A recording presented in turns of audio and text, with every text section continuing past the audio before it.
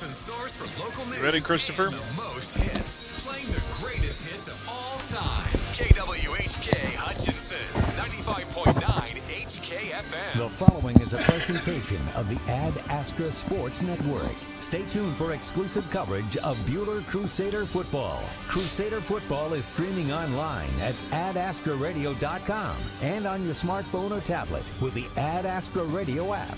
Coming up, the Midway Motors drive to the game as Aaron West and Chris Schenk break down tonight's matchup. You're listening to Bueller Crusader football on HKFM.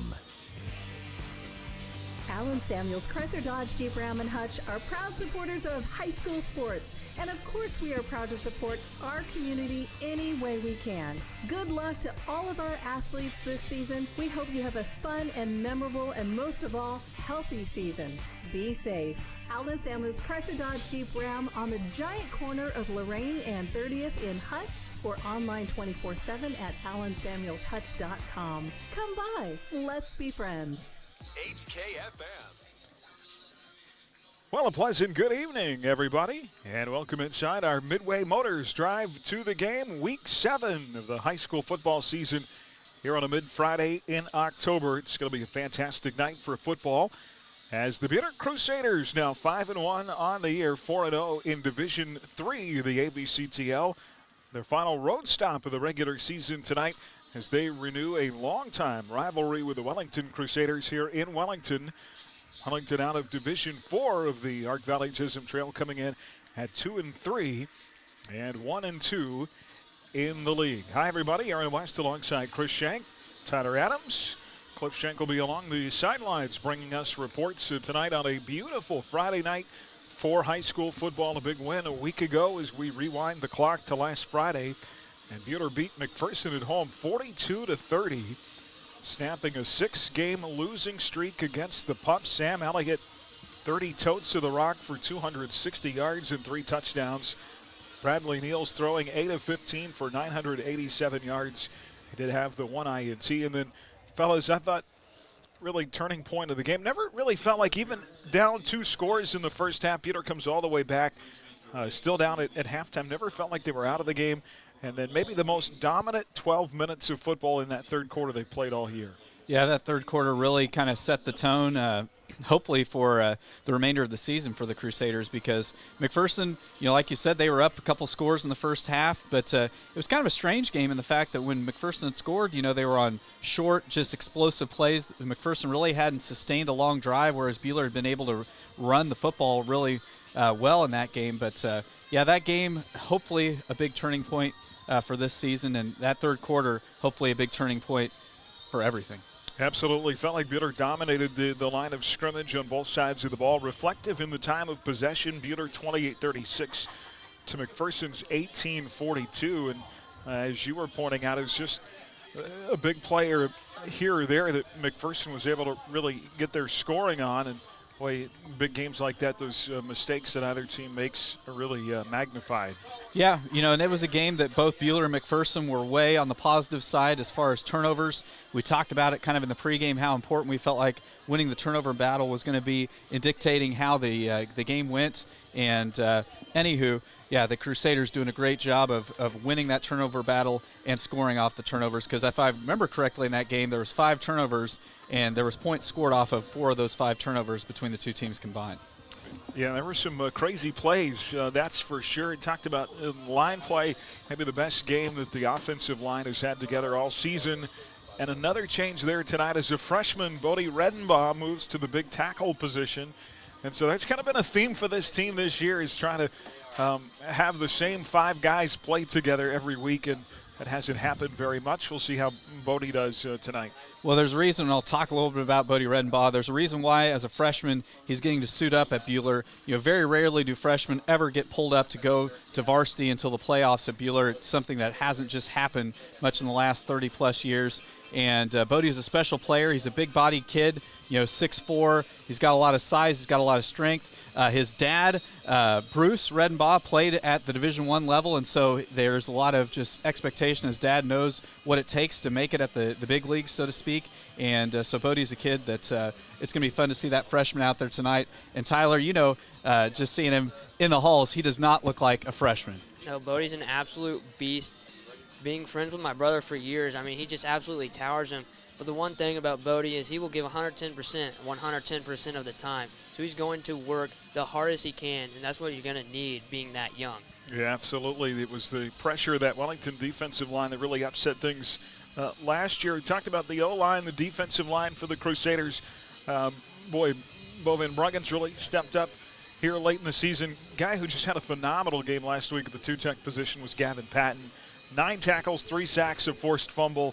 That group's starting to really heat up as we get late into the year. Yeah, you think about last week, the Crusaders just were in McPherson's backfield all night long, and that's something that you talk about the line play, and I know we're talking about last year's game, but this game last year, Wellington defeated Buhler because of the fact of just superior defensive line play, and that's something that the coaching staff has preached all this week, that we have got to show up on the offensive line. And defensive line-wise, if that group can continue to gel and bring pressure, it's going to make the defense that much better. Well, the win improves Buhler to 4-0 in the league, a chance to win their first league title since 2017, and would be their 9th overall in the Warner era.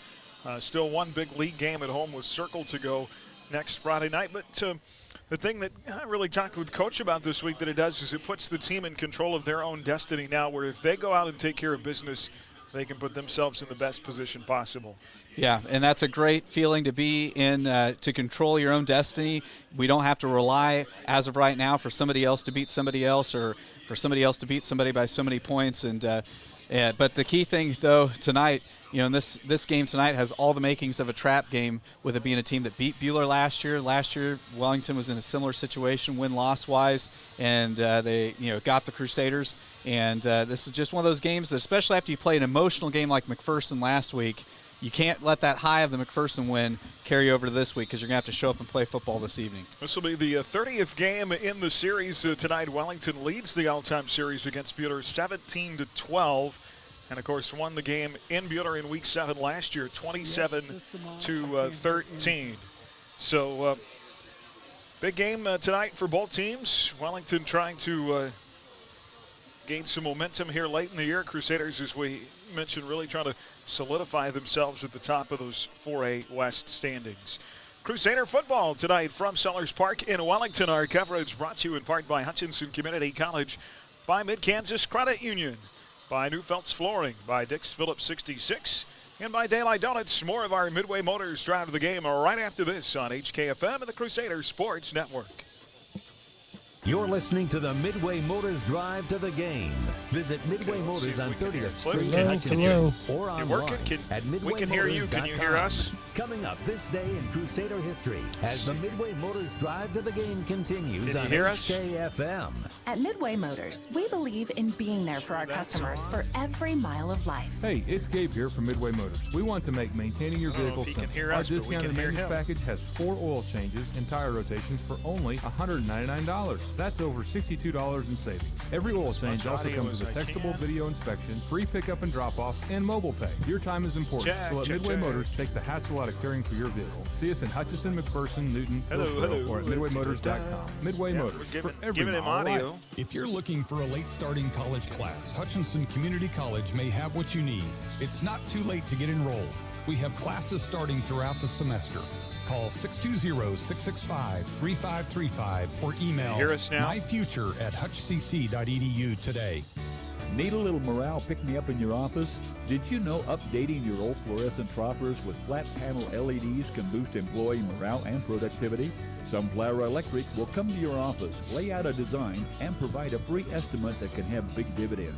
New flat panel LEDs give better lighting output using less wattage and lasting longer, which means savings for you. Call today at 620-662-0531 or stop by your local Sunflower Electric supply in Hutchinson, Great Bend, or Liberal. Hey sports fans, all great teams include a great defensive strategy. That's what insurance is all about. Strategy to defend you, your family, and your possessions. This is Jordan Fee. I'm proud to help our clients plan their strategy of protection through the broad range of services we offer at Fee Insurance Group. Call to find out how we can protect your health, life, property, business, and even your retirement savings. Since 1883, we've been here to stand between you and risk. Visit feeinsurancegroup.com, your local trusted choice agent. HKFM. And back here on the Midway Motors Drive to the Game from Wellington tonight. This day in Crusader history will take you back to October the 15th of 2010. Bueller beat Pratt on the road 42-7. Chandler shots through for 3 touchdowns in that game.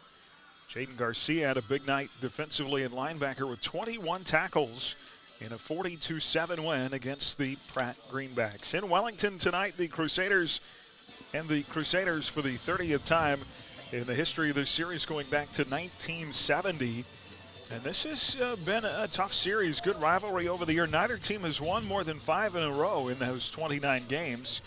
And Wellington has won 2 of the last 3. So, I think if nothing else, looking at those numbers, say, hey, can't let this be a trap game. We have to come in and be ready tonight. Yeah, I mean, it has, it's a little bit different atmosphere down here at Wellington than a lot of the stadiums the Crusaders play at. It's a neat field. They have the grass field here. It's one of the only games we have all year long on grass. And, the stands, there's no track between the stands and the field here. So it's just a little different field than a lot of the stadiums Bueller plays at. And, it's one of those games that it's a little longer road trip as well. The Crusaders have to show up tonight ready to rock and roll right out the gate to set the tone.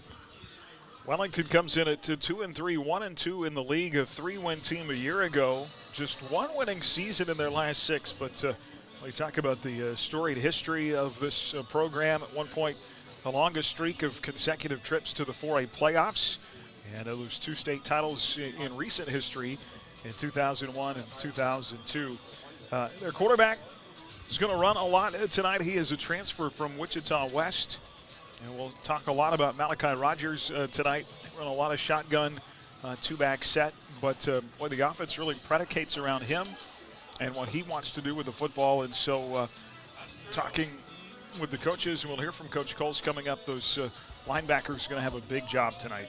Yeah, if you're dealing with a quarterback that can scramble and can run, linebackers have to stay home, especially your Mike linebacker. He has a really big job as far as staying at home. So Tanner Tushton has a huge job defensively tonight for the Crusaders. The good thing for Bueller is Tanner's been, continued to play better. You think about last week, he contributed quite a bit even on the offensive side of the ball. So, don't be surprised if we don't call out Tanner's number quite a bit this evening. Absolutely. Their running back is a senior, and he is back this year from last year's team. Was very good against the Crusaders, very physical. Dustin Shetler, big guy, rushed for 179 yards in that game. And so got to figure, just like last week, a lot of the success against McPherson predicated on being able to stop their run and make them one-dimensional.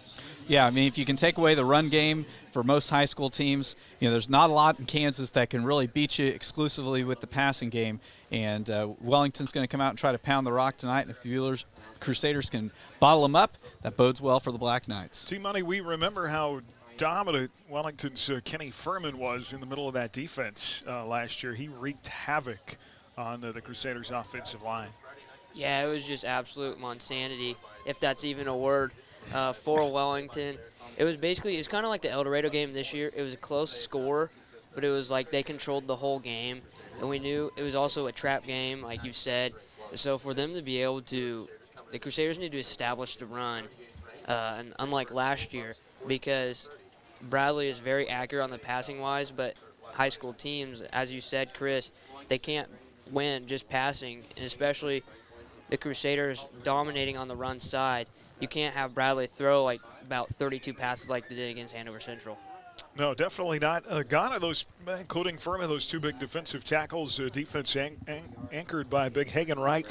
he'll be in the middle, and boy, Redenbaugh and those guys will have to deal with him tonight, a senior at 270. Look for him to cause some havoc. Well, the Crusaders, you talk about that running game, rushers averaging 5.9 a carry.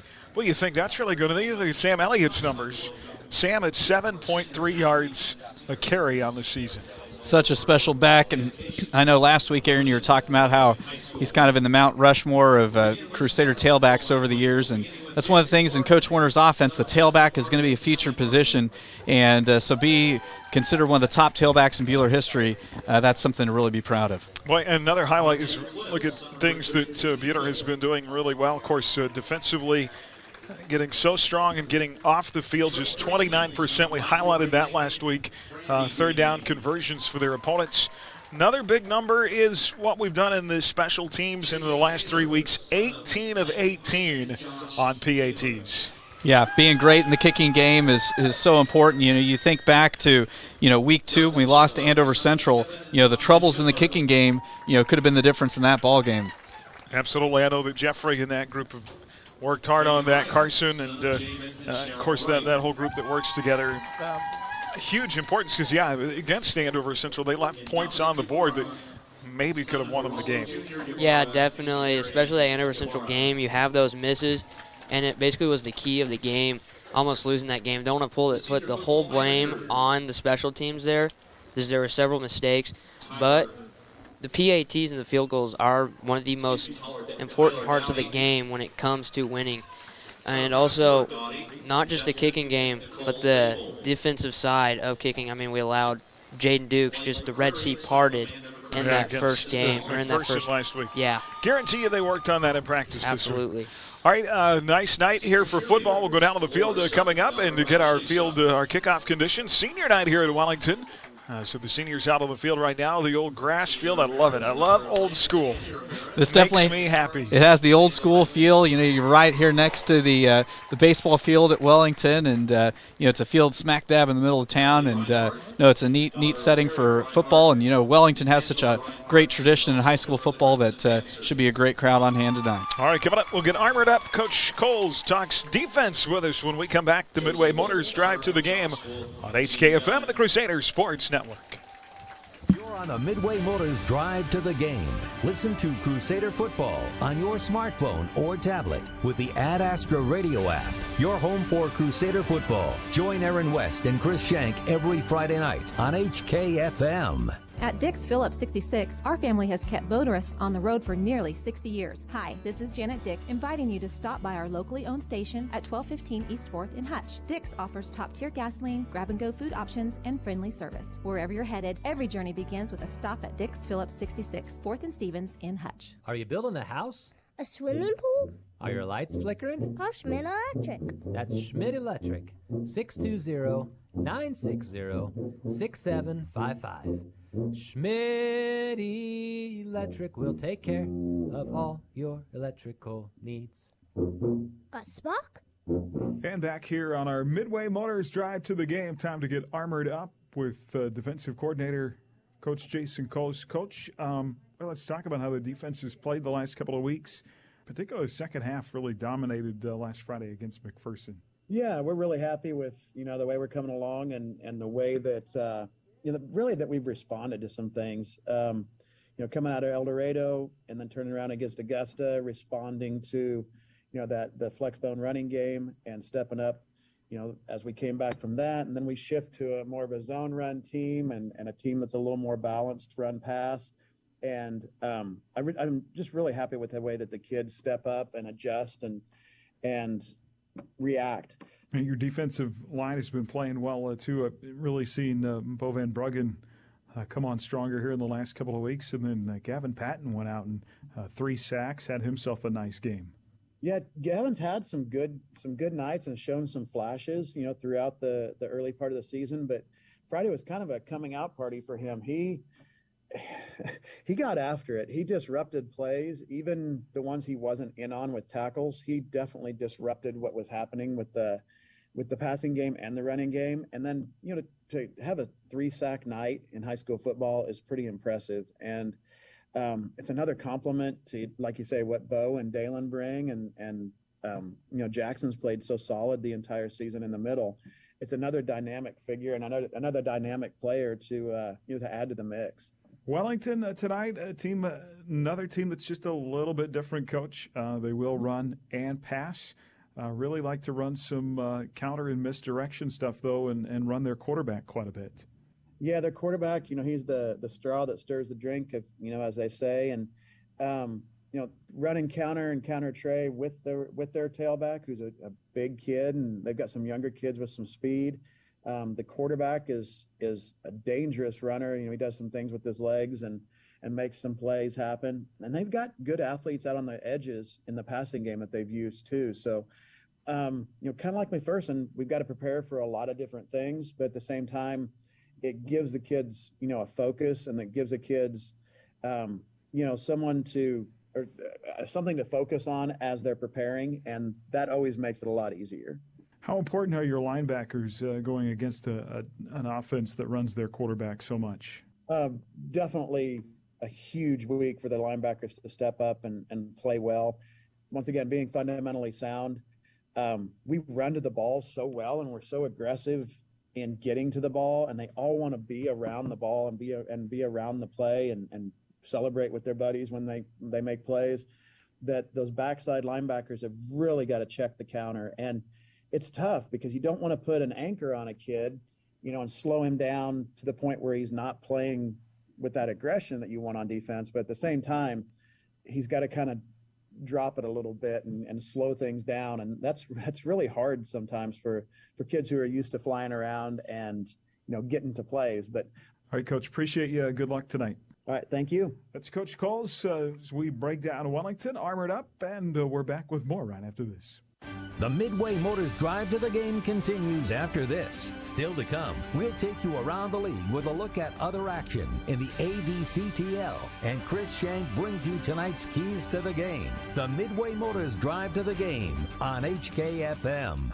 Neufeld's Flooring, your experts in design and installation of carpet, tile, wood, and vinyl floor covering. Proudly sponsoring Buhler High School activities, Neufeld's Flooring in downtown Buhler. Hi, this is Cliff Ray with Ray & Sons Roofing Company, and today I brought our 4-year-old grandson, Brogan. Cliff, are you Brogan, able to hear us now? Ray & Sons Roofing is 80 years old this year. Do you know what that means? No, Papa. We can hear you. We have a lot of experience. Brogan, did you know we have been the best of the best every year? You know what that means? What, Papa? People trust us, and that's a very good thing. For a free inspection or estimate, go to rayandsons.com. Roof the right way, the right way. HKFM. Well, hi, everybody. Welcome back on our Midway Motors Drive to the Game, Crusader football, here on HKFM tonight on the Crusader Sports Network. Also streaming on the Ad Astra radio app, powered by Nextech Wireless, because you're mobile and need to stay connected. We mentioned Buhler at 4-0 in the league, 5-1. First place in Division III, the AVCTL MAC. Then at 3-1. Circle at 2-1, still with an outside chance of getting in there at the top of the league standings. Augusta 2-2, El Dorado 0-3, and Winfield 0-4. The league schedule tonight has Abilene at Augusta, El Dorado at Circle, Handale at Clearwater, Mulvane at McPherson. That's a huge game at Mack Stadium tonight. Roseville and Winfield. Another big game. Andover Central lost last week to lose that grip on the top of the 4A West. Their running back has been injured there at Andover. Hark City at Valley Center and the Buhler at Wellington here tonight, our coverage. And we talk about those 4A West standings right now. Buhler is plus 15 over second place Wamego, then Andover Central and McPherson, the top four. And so, like we said, Buhler takes care of business, and they should easily be able to secure that number 1 seed. Yep, but it starts like you said, one game at a time, and and so points become important to here down the home stretch. The reason Buhler is in the first spot is because of points so far. But yeah, it's a great position to be in, to be this late in the year and control your own destiny. All right, looking forward to a great football game tonight. We'll keep you updated on other scores in our Buhler Dental Care scoreboard coming up throughout the broadcast tonight. Buhler Dental Care, from regular teeth clinics to advanced periodontal work, your hometown dentist. Elsewhere on the network tonight, Hillsborough is in Lions, Haven at Trinity Catholic. That's a big game for both those teams. Nickerson at Cheney, Kiowa County at Maxville, and Andale at Clearwater, and we'll update you on scoring as we go along throughout the evening. 4A rankings, a little bit of a change this week. Miege and Basehor-Linwood out of the East still 1-2. Andover Central at 3 despite the loss. Bueller moves from 5 to 4. They exchange positions with McPherson. Mac moving down to 5 this week in the state rankings. Well, a big one coming up. We'll hear from our sideline reporter and let you know what the weather is like out there tonight here momentarily. And hear comments from Coach Steve Warner when we come back on the Midway Motors Drive to the Game. This is Crusader Football on HKFM and the Crusader Sports Network. Listening to the Midway Motors Drive to the Game. Visit Midway Motors on 30th Street in Hutchinson. He must not be able to hear us. At midwaymotors.com. I can hear you now. Okay, good. I had dead batteries. Gotcha. Okay. Steve Warner, your home for Crusader football. It sounds great up here. At Adams Brown, our clients are the center of everything. Because the batteries. I had to change the batteries. Gotcha. Okay. All right, we're good to go. On the receivers. Top okay. firm for our 5th consecutive year. Adams Brown, strategic allies and CPAs, above and beyond. Hi, this is Randy Gotti with the Bueller Booster Club. Check out their Crusader Closet at our next home football game. Our customized designs and inventory are continually updated, from seats to blankets, t-shirts and sweatshirts, shorts and joggers. Crusader Closet has you covered for all things Bueller. All sales support our Crusader students through the Bueller Booster Club. Like the Bueller High School Booster Club on Facebook to keep up to date and outfit your entire family with the Bueller gear they want at the Crusader Closet. And welcome back on our Midway Motors Drive to the Game. Time for pregame thoughts from head coach Steve Warner. Coach, here we are, week 7, and boy, a lot on the line these next couple of weeks for your team, starting with Wellington tonight. And I know a team that kind of playing for broke at this point in the season, so you've got to come in and be ready. Well, they surprised us last year. You know, they didn't have a very good record last year. I think it was actually the same record. And they put it to us. We weren't ready, I guess, and it's up to me to make sure our team's ready. I feel like we've had a great week of practice. Our kids are focused. I feel like the win against McPherson really has propelled us to another level, and now we've got to go out and prove that. Yeah, absolutely. Big win that puts you to the top of the 4A West standings and kind of at this point puts you guys in control of your own destiny. Well, it does, and obviously the number 1 seed would be wonderful because we would be at home hosting all the way through the playoffs, and that would mean an awful lot to our fans, an awful lot to our kids. And it would be very exciting. So we do need to take care of each week. We've got 2 games left, Wellington and Circle, and just take care of business each Friday night. That game last year you referenced, Wellington came into Bueller, really dominated the line of scrimmage in that game, particularly their defensive line shutting down our run. And just feels like maybe our kids are pretty well prepared for that at this point. They've been playing pretty good up front. They really have, and each week our line gets better. And I've even noticed our line get better this week in practice, and that's exciting because we're still, into week 8 and or 7, and kids are still getting better, and that means that they're paying attention, they're working hard, and our coaches are doing the right thing. So it's very exciting to see kids. They made mistakes on Friday, they've corrected those mistakes this week, and then obviously we reap the benefits on Friday nights. On the defensive side, it's been fun to watch your kids fly to the ball and show a lot of speed out there. Another physical team. They've got a big running back, but also a quarterback who likes to run a ton. Well, the quarterback transferred in from Wichita West, and he's a very good athlete. He's just a junior. They use their tailback to set up the quarterback. They want the quarterback to run the ball. He's had a couple of games where he's had over 180 yards rushing. So we've got to be aware of where he is at all times and watch those counters that they're going to run with him. Yeah, absolutely. Mentioned how well that group is playing your linebackers, and then I think your defensive backs proved last week against McPherson that they're pretty good too. So. Well, I agree 100%. And Wellington's 52% run, 48% pass, so they're going to do both. And I have a lot of confidence in our D-backs. And they've been tested this year against the run and against the pass, and they're doing very well. They've improved an awful lot. All right, Coach. Well, you and I were reminiscing Monday, a little old school tonight as we get to go out and play on an old grass, old Bermuda field. So don't get to do that very often anymore. No, I agree, and hopefully they didn't get too much rain, so we don't want it to be too sloppy. But if it is what it is, and we'll go play in the mud and slop, whatever it is, and we're ready to go. All right, Coach. We'll appreciate your time, and best of luck tonight. We'll talk to you after the game. Thank you. That's head coach Steve Warner with us, and we're back with more right after this. Join head coach Steve Warner for the Crusader Coaches Show, Monday nights at 6:30. You've been listening to the Midway Motors Drive to the Game. The first half kickoff is coming up next, and Chris Shank brings you tonight's keys to the game on HKFM. Mid-Kansas Credit Union, serving Central Kansas from their locations in Moundridge and Buhler. Take control of your accounts and sign up for online banking at mkcu.com with features like remote capture deposit and online bill pay. Member-owned and proudly supporting Crusader arts, athletics, and academics. Mid-Kansas Credit Union at 200 West 2nd in Buhler and in Moundridge. Member NCUA. Manufacturing facilities, warehouses, oil, fuel and water storage, grain elevators, product makers, rooftops, HVAC containment, refineries, garages, and more rely on the quality and integrity of WIFCO products. Go to WIFCOSP.com for more. WIFCO Steel Products, the experts in steel fabrication. Hi, this is Dr. Dal Hunt with Buhler Dental Care. You're listening to high school football on Ad Astra Radio. All right, welcome back on the Midway Motors Drive to the Game, about 5 minutes away from kickoff tonight. Mentioned a beautiful night for football as we check out our Phoenix Restoration kickoff conditions, the company most trusted to deliver quality recovery services when disaster strikes. Call 662-0100. A fantastic night down there on the field. They've got the old grass field out there, Cliff, and we're looking forward to it.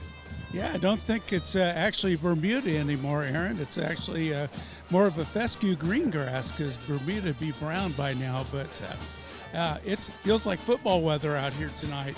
Temperature 61 degrees and dropping. It was 64 earlier. We have a breeze out of the north at 11 to 14 miles an hour.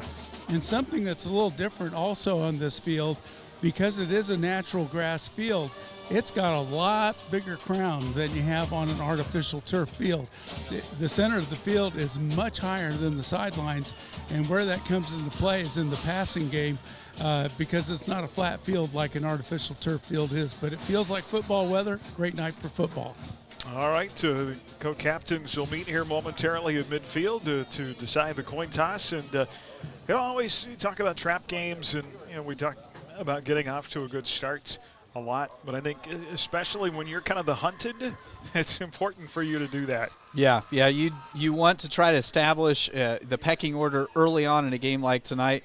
Wellington's a team that's struggled to find those wins this year, but so it's one of those games that if you let them hang around, the longer they hang around, the more fight you're going to get out of them. And so those fast starts. I know I've knocked it out of my keys to the game tonight because it seems like every week I talk about getting off to a fast start. Came up with some other things, but you just cannot emphasize enough. Football is such an emotional, mental game. Good starts usually pay big dividends. All right, well, it's a homecoming for me. I've watched a lot of football in this stadium over the years, and looking forward to tonight. We'll send it downstairs as our captains are meeting at midfield with our umpiring crew. 20. Who's going to speak over here? Number 74. Okay, this sheriff's patch is heads. This sheriff's badge is tails. I'm going to toss it. You're going to call it in the air. Once I catch it, you're going to tell me what he called, okay? If I drop it, we will do it over. Are you ready? Are you ready? Here we go. I called tails. It is heads. You've won the toss. You want the ball. Where do you want to kick from?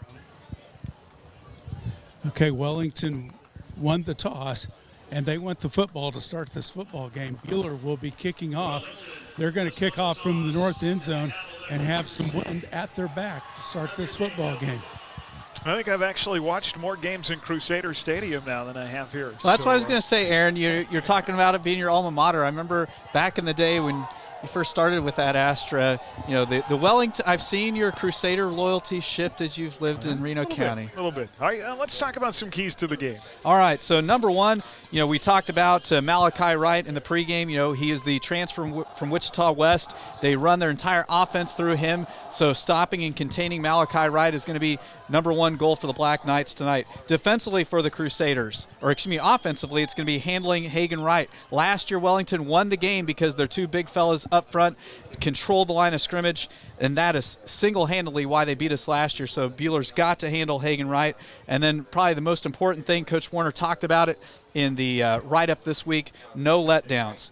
You know, even though Wellington comes in tonight's game 2 and 3, Aaron, you talked about it off the air. You know, they are in a brutal division of this league. Division 4 has just got some monsters in it with Andale and Collegiate and some of the others. So, you know, the Bueller's got to come out ready to play and not be thinking about McPherson, because guess what? Mac is done. They got to get ready for the red and silver Crusaders tonight. Something a little different tonight is the fact that Wellington decided to take the ball to start the game. Almost everybody defers. They want the ball in the second half. Wellington wants it right now.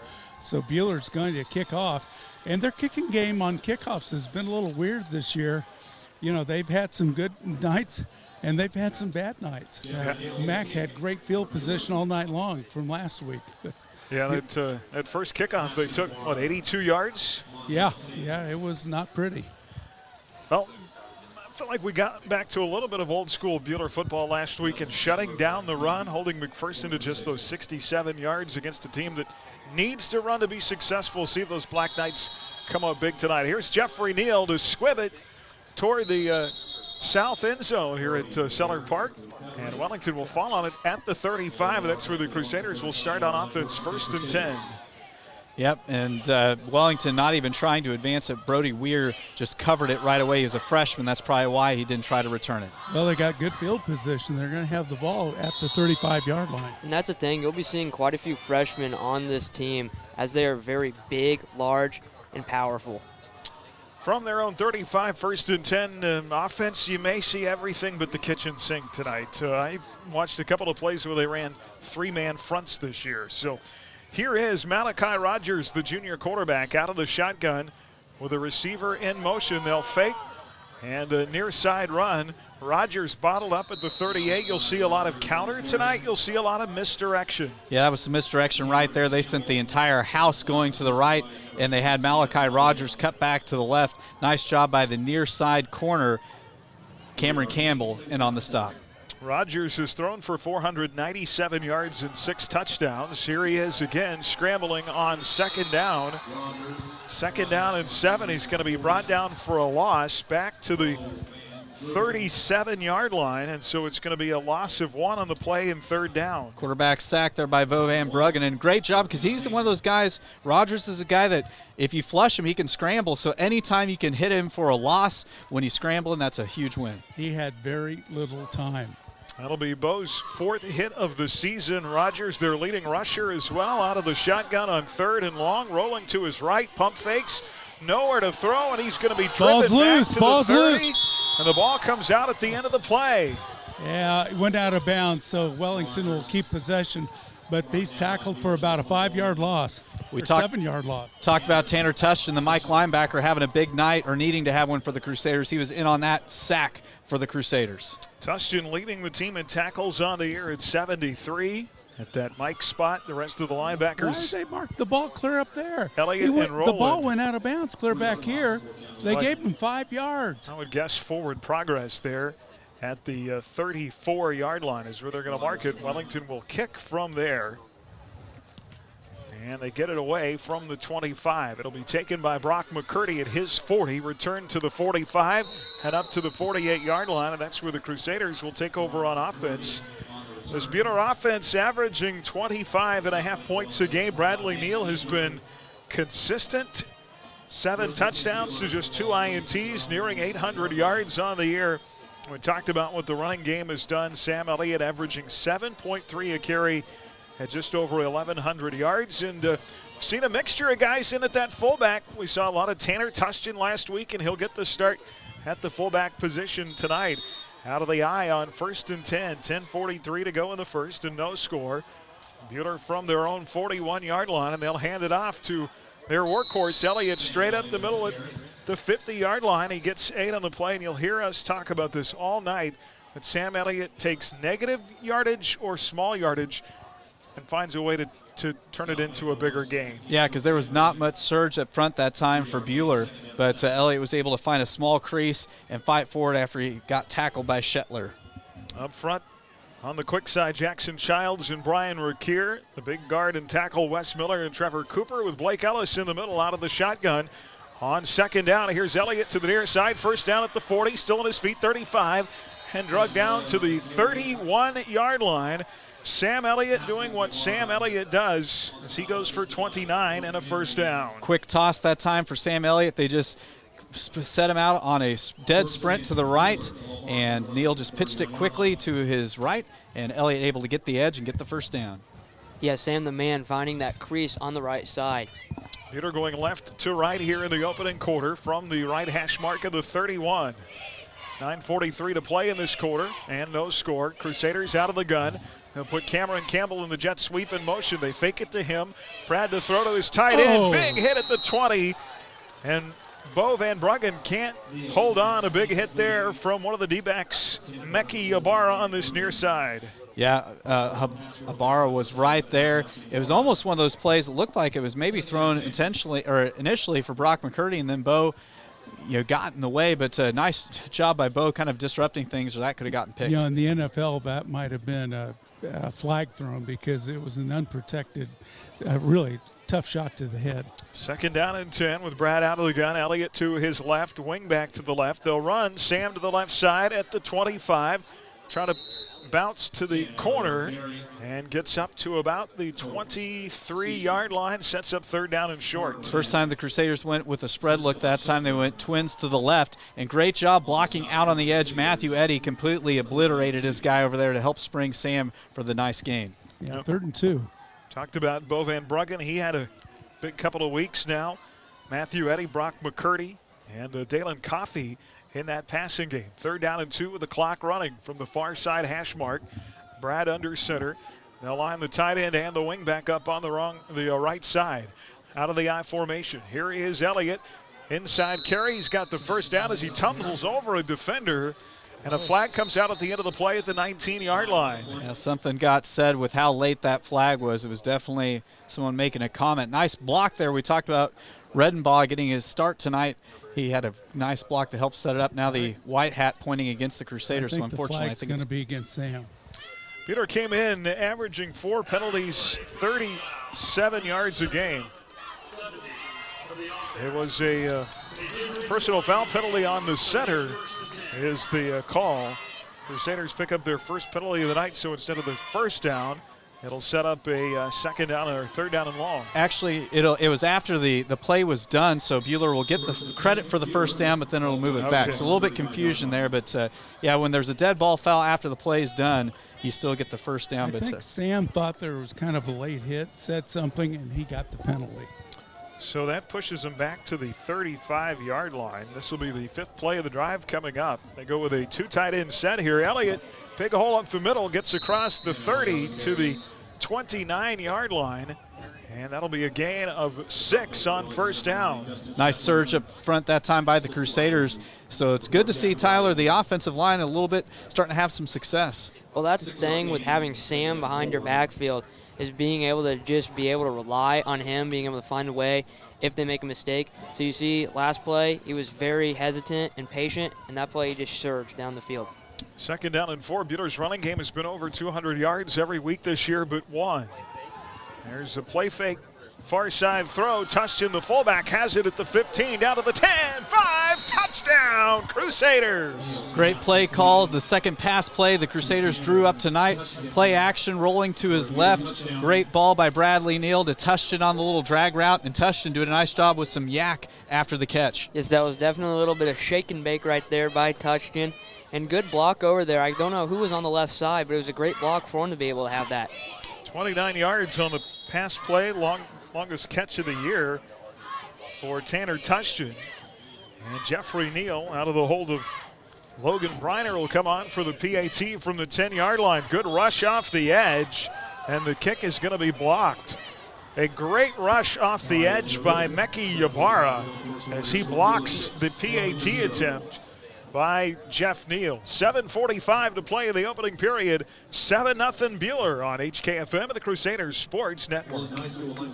When disaster strikes your home or business, shop local. Hi, this is Robin Swanson. My husband Ryan and I and our team at Phoenix Restoration are proud to be Reno County's only locally owned fire and water restoration company. When pipes break, fire strikes, or the unthinkable hits your home or business, call us. With over 10 years of experience, we know how to help you recover. Check us out at phoenixrestorationandroofing.com. Phoenix Restoration. We'll help you rise again after your disaster. Did you know that the evaporated salt produced at your local Cargill Salt facility is among the purest of all salts? Cargill Salt of Hutch is proud to support the schools of Reno County. Collaborate, create, succeed. Cargill Salt of Hutchinson.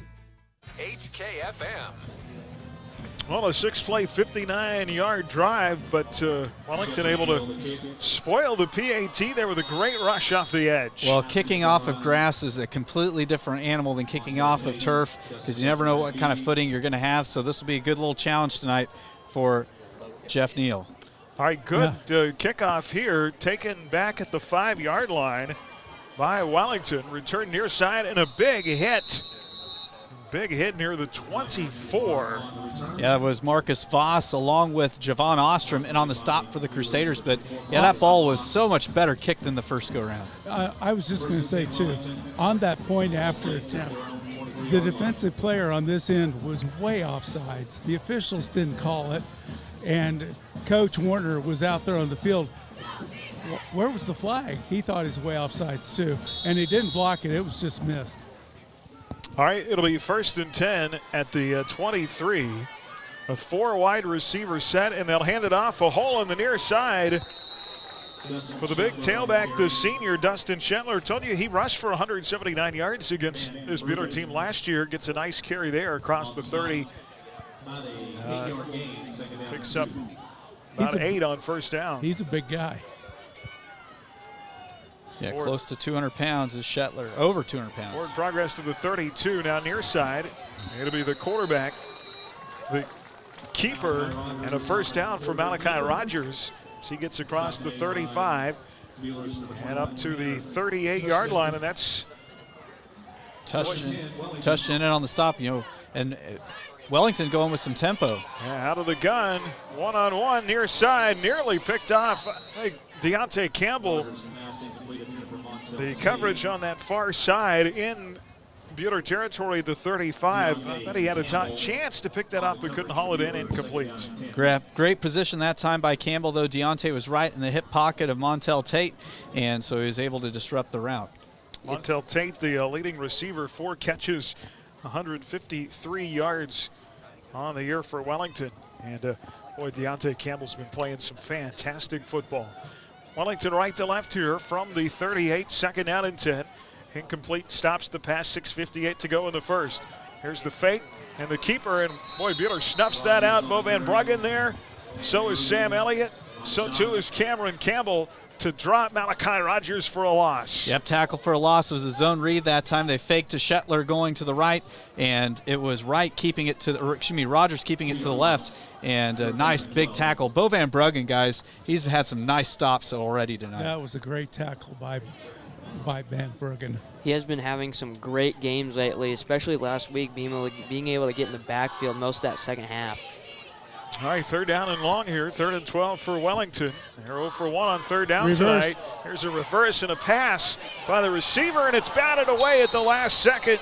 Intended up the field for Wellington's Dusty Bannister, and a Crusader defensive back bats it down, incomplete. So they had the double reverse pass that time. Great job by the Crusader D-backs. It was Javon Ostrom that batted it away to the ground.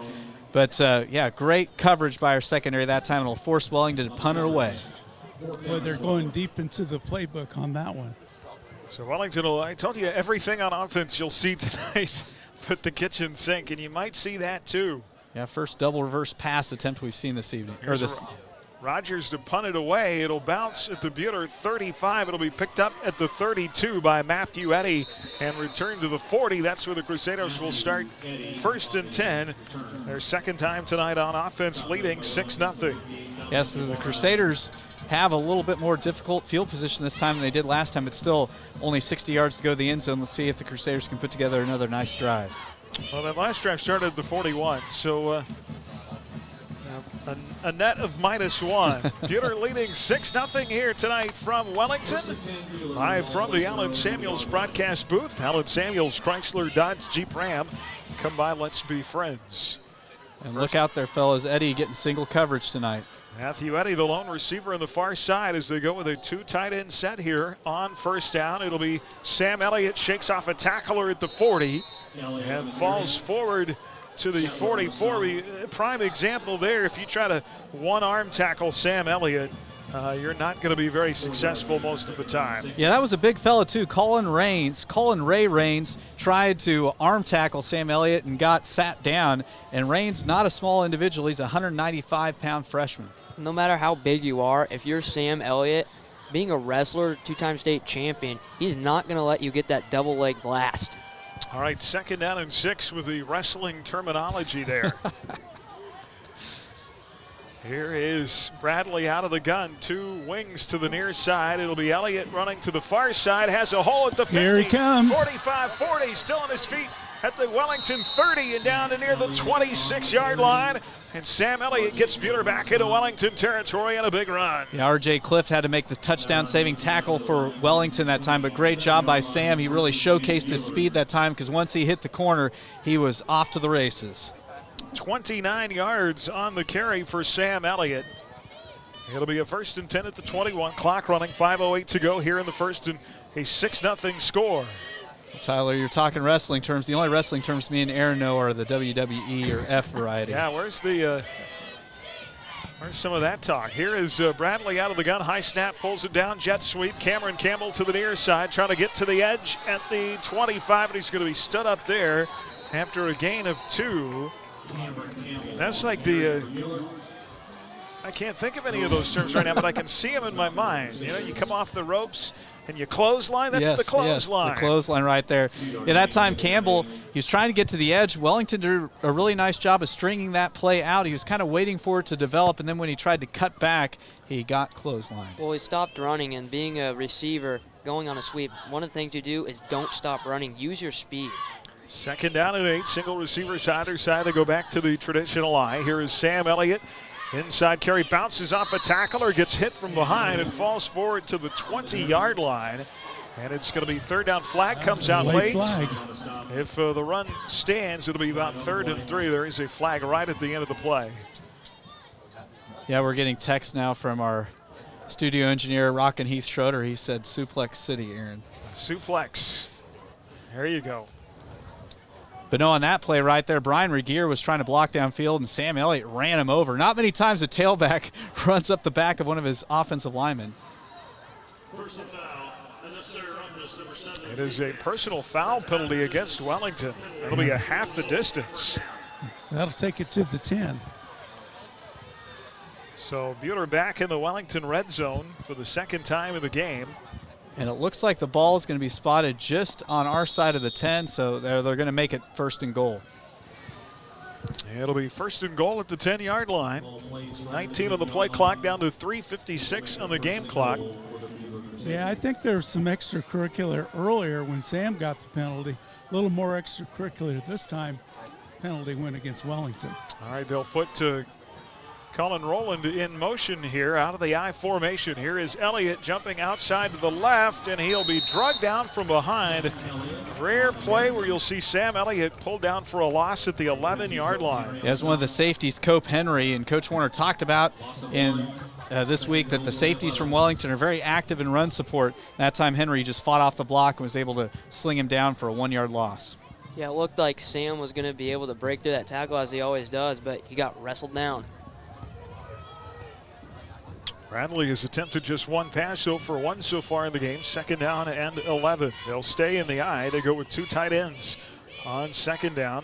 Elliott with the inside carry. He's going to bounce to the outside at the 10, the 5, touchdown, Crusaders. Just a good hard run that time, crossbuck action. Elliott went going to his right, and great downfield blocks thrown by the Crusaders, and a gutsy run for Sam Elliott. And the 2nd score tonight for the Crusaders. Now I think the Crusaders will probably go for 2 to try to get back on schedule. That'll be Sam's 13th touchdown of the season, his 55th in his storied career. They are going for 2. Goes for 11 yards on the 6th play of the drive. Bueller this year is 0 for 2 on 2-point conversions. Here is Brad out of the gun with Sam to his left. They'll shovel it to him as he gets to the edge and gets to the end zone, and the 2-point conversion stands. So Bueller gets that missed PAT back. 2:57 to play here in the quarter. 14-0 Bueller on HKFM, the Crusaders Sports Network. Kansas Credit Union, serving Central Kansas from their locations in Moundridge and Bueller. Take control of your accounts and sign up for online banking at mkcu.com with features like remote capture deposit and online bill pay.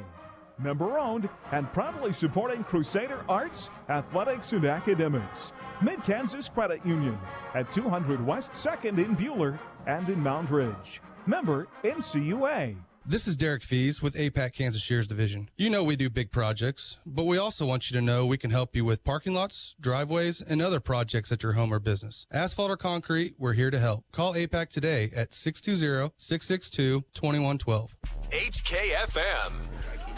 Back here at Sellers Park in Wellington. Bueller leading Wellington 14-0, 2:57 to play here in our opening quarter. 2 6-play drives, one for 60 yards, one for 59. Touchdown pass to Tanner Tushchin and a touchdown run by Sam Elliott. Here's a squib kick by Jeff Neal. It'll be taken at the 34 and returned to the 36-yard line by Brody Weir, and Wellington will be back on offense for the second tonight, for the third time tonight, 1st and 10. Yeah, good special teams tackle made that time by Carson Muller. So it's been nice to see Bueller limiting Wellington to really no gains on returns. Yeah, and since you mentioned SEMO and we're in Wellington tonight, of course, his mom, Jana, is from Wellington. I saw her dad at Mr. Wallace at the cross-country meets the other day. Out of the gun. There's a fake and a keeper by Malachi Rogers. And he gets forward progress up to the 44-yard line on first down to Mr. Wallace. He's been coaching cross-country here in Wellington for what seems like a billion years. But good run by Rogers there, and they go no huddle. 2nd down and 3 from the 44. And a quarterback keeper up the middle, about a yard shy of the first down. They get to the other side of the 45 to the 46. It'll be 3rd and 1. Yeah, 3rd and 1. We'll see if Wellington goes no huddle again or goes quick tempo here. They are not huddling up. Now they finally do, but don't be surprised. This could be a spot where they might take a shot here, even though it's 3rd and short. So they have some faith that maybe they could pick it up on 4th. Theater defensive front. Gavin Patton, Bo Van Bruggen, Jackson Childs, Dalen Coffey, inside carry by the quarterback, and he should have the first down. Rogers needed 1, he'll get 2, and that'll move the sticks for Wellington 1st and 10, nearing midfield. Yeah, the offensive look that Wellington's going with a lot of times kind of an inverted wishbone where you got the 2 up-backs right in front of Rogers to block. It'll be 1st and 10, single receivers either side with Rogers out of the gun, and it's picked off by Cameron Campbell at the 50. Chance to return it to the house. 15, 10, 5, touchdown, Crusaders. Just a quick route that time. They threw here in the near flat. Campbell had it read perfectly, kind of tipped the ball up, but as a defender, you always tipped it up, caught it himself, and then scampers right down the west sidelines to the house for a pick 6. And how about these Campbell brothers having a dominant season? Deontay showing out last week, and Cameron being able to have a pick 6 this week, and this actually is not his first pick 6. We'll make that our Schmidt Electric Spark of the Game. Be sure your project will be done right the first time. With over 15 years experience, call Schmidt Electric at 960-6755. Jeffrey Neal on for the extra point from the 10. He boots it through, and a 3-score lead here with still $1:38 to go in the first. Flag out here on the near sideline, and maybe they're going to get that offsides that you were talking about earlier. Cameron Campbell with the INT and the touchdown return. Prior to the snap, dead ball, encroachment, defense. And there it is. So a penalty on Wellington. They'll move it half the distance to the goal and re-kick. Yeah, and that should be an encroachment. It's a penalty I believe you can decline. Well, they're trying. They're waving to decline it. That is the 5th defensive touchdown by the Crusaders this year. Now they're going to have to re-kick it. And so Jeff is going to re-kick from about the 8. It is up and good for a second time. Now the bad news about this is the baseball field is right behind the end zone, and the ball boy is going to have to find the gap, the little gate that goes into the baseball field, and he's going to have to go a long ways to find that football. Find that football. 21-0. Bueller up. Buck 38 to go. The first on HKFM at the Crusaders Sports Network. The name Johnson Sheet Metal doesn't sound like a heating and air conditioning company, but our family at Johnson Sheet Metal became a Lennox dealer 99 years ago and are still servicing and installing heating and air conditioning systems in Hutchinson and Reno County. Through 4 generations, our specialty has been the Lennox brand, but we can service other brands just as well. We do metals too, but if you have a heating or air conditioning need, call Johnson Sheet Metal today at 620-662-0224. If you're looking for a late starting college class, Hutchinson Community College may have what you need. It's not too late to get enrolled. We have classes starting throughout the semester. Call 620-665-3535 or email myfuture@hutchcc.edu today. HKFM. Well, Bueller to kick off here. Bueller's defense, fellas, this year has been a defensive playmakers. They're now +7 in the takeaway category with their 5th defensive touchdown of the year. And Jeff Neal puts the right leg into it, drives the return man back to the goal line. It'll be taken there. There's a lateral. A little lateral play. And Wellington's got the ball on the far side of the field at the 45, still on their feet, all the way down to the Bueller 45-yard line. I believe Shetler, the running back, ended up with the football, everything but the kitchen sink. Yeah, it was one of those deals where the Wellington return man fielded it near the goal line, but then handed it off to one of the other guys, and Jay Spencer saved the Crusaders bacon that time. If Jay Spencer doesn't make that tackle, it's 6 for Wellington. He was cruising. Yeah, that little handoff worked to perfection. I think it took everybody a little bit of time to find out who actually had the football. Another trick play. From the Bueller 47, Wellington 1st and 10 with those 2 backs. With Rogers in the backfield, he'll hand it off this time. Forward progress to the 45-yard line. First carry of the night for Cope Henry, who picks up about 2 on first down. Van Bruggen with another stop for the Crusaders. So Wellington now with some of their best field position of the evening. And clock continuing to burn here in the first. And the thing about Wellington, you're 2-3, you're facing off against the number 2 team in 4A. You really have nothing to lose. Wellington with 2 punts and an INT so far on offense for Rogers, his 6th INT of the year. Here's the fake. Rogers to the outside at the 40, falling forward. It's going to be close to another first down. And gets up to the 37-yard line, brought down by Bo Van Bruggen. It will be enough for a first down. Yeah, zone read keep that time. Rogers kept it after he faked it to Shetler. Going to his left, Bo Van Bruggen, the backside defensive end, made the stop. 44 seconds left here. This could be the final play of the first quarter with Bueller leading 21-0. 1st and 10 with Rogers out of the gun. He'll keep it. Quarterback draw up the middle.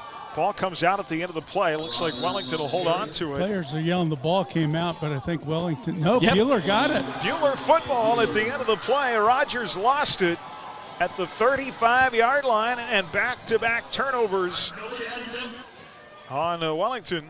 Consecutive series. That time is Bo Van Bruggen. He got the hit on Rogers. Rogers copped it up. Bo came up with it, and so big turnover there for the Crusaders. Their second back-to-back second possession that they've done that to Wellington. Now 31 seconds to go in this quarter. Bueller from their own 35, 1st and 10 after forcing a second turnover. Here's Brad out of the gun with 2 wings on first down. And the play blown dead, flag out at the snap here. Legal procedure on the Crusaders. It's not a formation they run all that often with Brad out of the gun of the 2 wings. That'll be the 3rd penalty in this game on the Crusaders. And it looked like Bueller was maybe going to take a shot here late in the quarter, coming right off of a turnover. Sometimes that's a great time to really take a shot to really try to pulverize your opponent. Yeah, Cameron Campbell jumped a little early. Eddie comes off the field. You've got McCurdy to one side. And I believe Cameron Campbell to the far side at receiver. Brad stays out of the gun. Hands it off to Elliott on an inside carry. Forward progress across the 30 to the 32. Looks like that's probably going to be the last play of the quarter for Buhler unless Buhler really tries to hurry this one in. And the clock will run inside 10 seconds to go. Crusader football brought to you tonight by Johnson Sheet Metal. Well, they do have a little wind at their back, but I don't think they're going to get the playoff. By Prairie Bank of Kansas, by Buhler Dental Care, by Idea Tech, and by Daylight Donuts. They will not get the ball snapped before the clock winds to zeros to signal the end of the first quarter. Buhler up 3 scores. 2 Wellington turnovers after a quarter of play, 21-0 on HKFM and the Crusader Sports Network. At Allen Samuels & Hutch, the 2022 model years are available for order, with Dodge Ram 1500 Crew Cab starting at only $28,800. And the best-in-class 3500 Crew starts at only $35,400. Let Allen Samuels Hutch show you a better way to order your next vehicle, the way you want it. That's the Allen Samuels way. Order your new vehicle today for year-end delivery, located on the giant corner of 30th and Lorraine, or visit us online 24/7 at AllenSamuelsHutch.com. And as Mr. Samuels always says, come by, let's be friends. Hi, this is Brett Henry, and for the past 75 years at Adams Brown Barron & Ball, we've served Kansas and America. To celebrate our 75th anniversary, we have rebranded to Adams Brown, Strategic Allies, and CPAs. For more information on our exciting changes, check out adamsbrowncpa.com and see why we are above and beyond. HKFM. Back here to start quarter number 2. Buhler leading Wellington here at Sellers Park 21-0. And look, Sam's out here in single coverage, guys. We haven't gone deep to him tonight. Maybe tonight, right now, will be it. Eddie is alone here in the near side, one-on-one. Brad wants to throw to him on a crossing route, and it was well overthrown as Wellington got pressure that time, incomplete. Over the head of Matthew Eddy. Boy, those passes hang up in the air like that. It makes you cringe for just a minute. Yeah, and their linebacking core actually did a pretty nice job of dropping back into coverage, and so Eddie was kind of bracketed by defenders there. Yeah, now you wonder, 3rd and 13, are you just going to play conservative, don't want to lose anything, or if they're going to try to go deep? They'll go out of the gun here on 3rd down. Trips to the near side. Moeller, McCurdy, and Van Bruggen. Eddie, the lone receiver, to the far side, and a flag comes out. Encroachment on Wellington, and I can see it from clear up here. Lining up off sides was Jace Barton. And so a senior linebacker making a freshman mistake that time, and so that'll make this a much more manageable 3rd down. Yeah, now my question is irrelevant.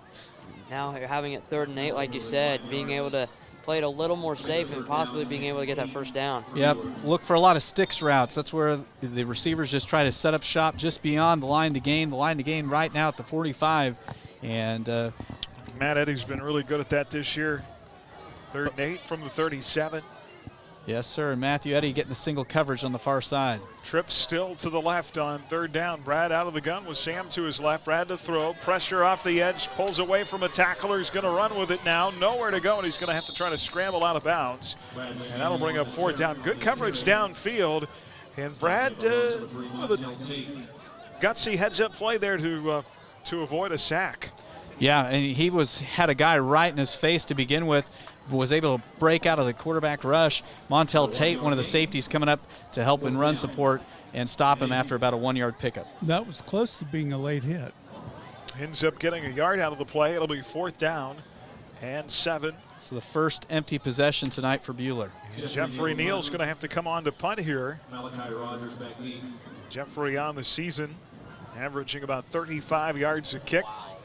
High booming kick is going to bounce near the 27 of Wellington. Late flag. Another flag. And a flag comes out right at the end of that play. And that really didn't have anything to do with where the ball was at, because Carson Moeller, the long snapper, was down in the neighborhood to try to.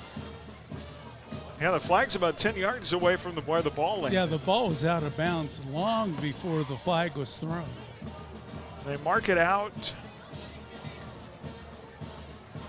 right at the 27. Get the official call here. Wellington's backing up.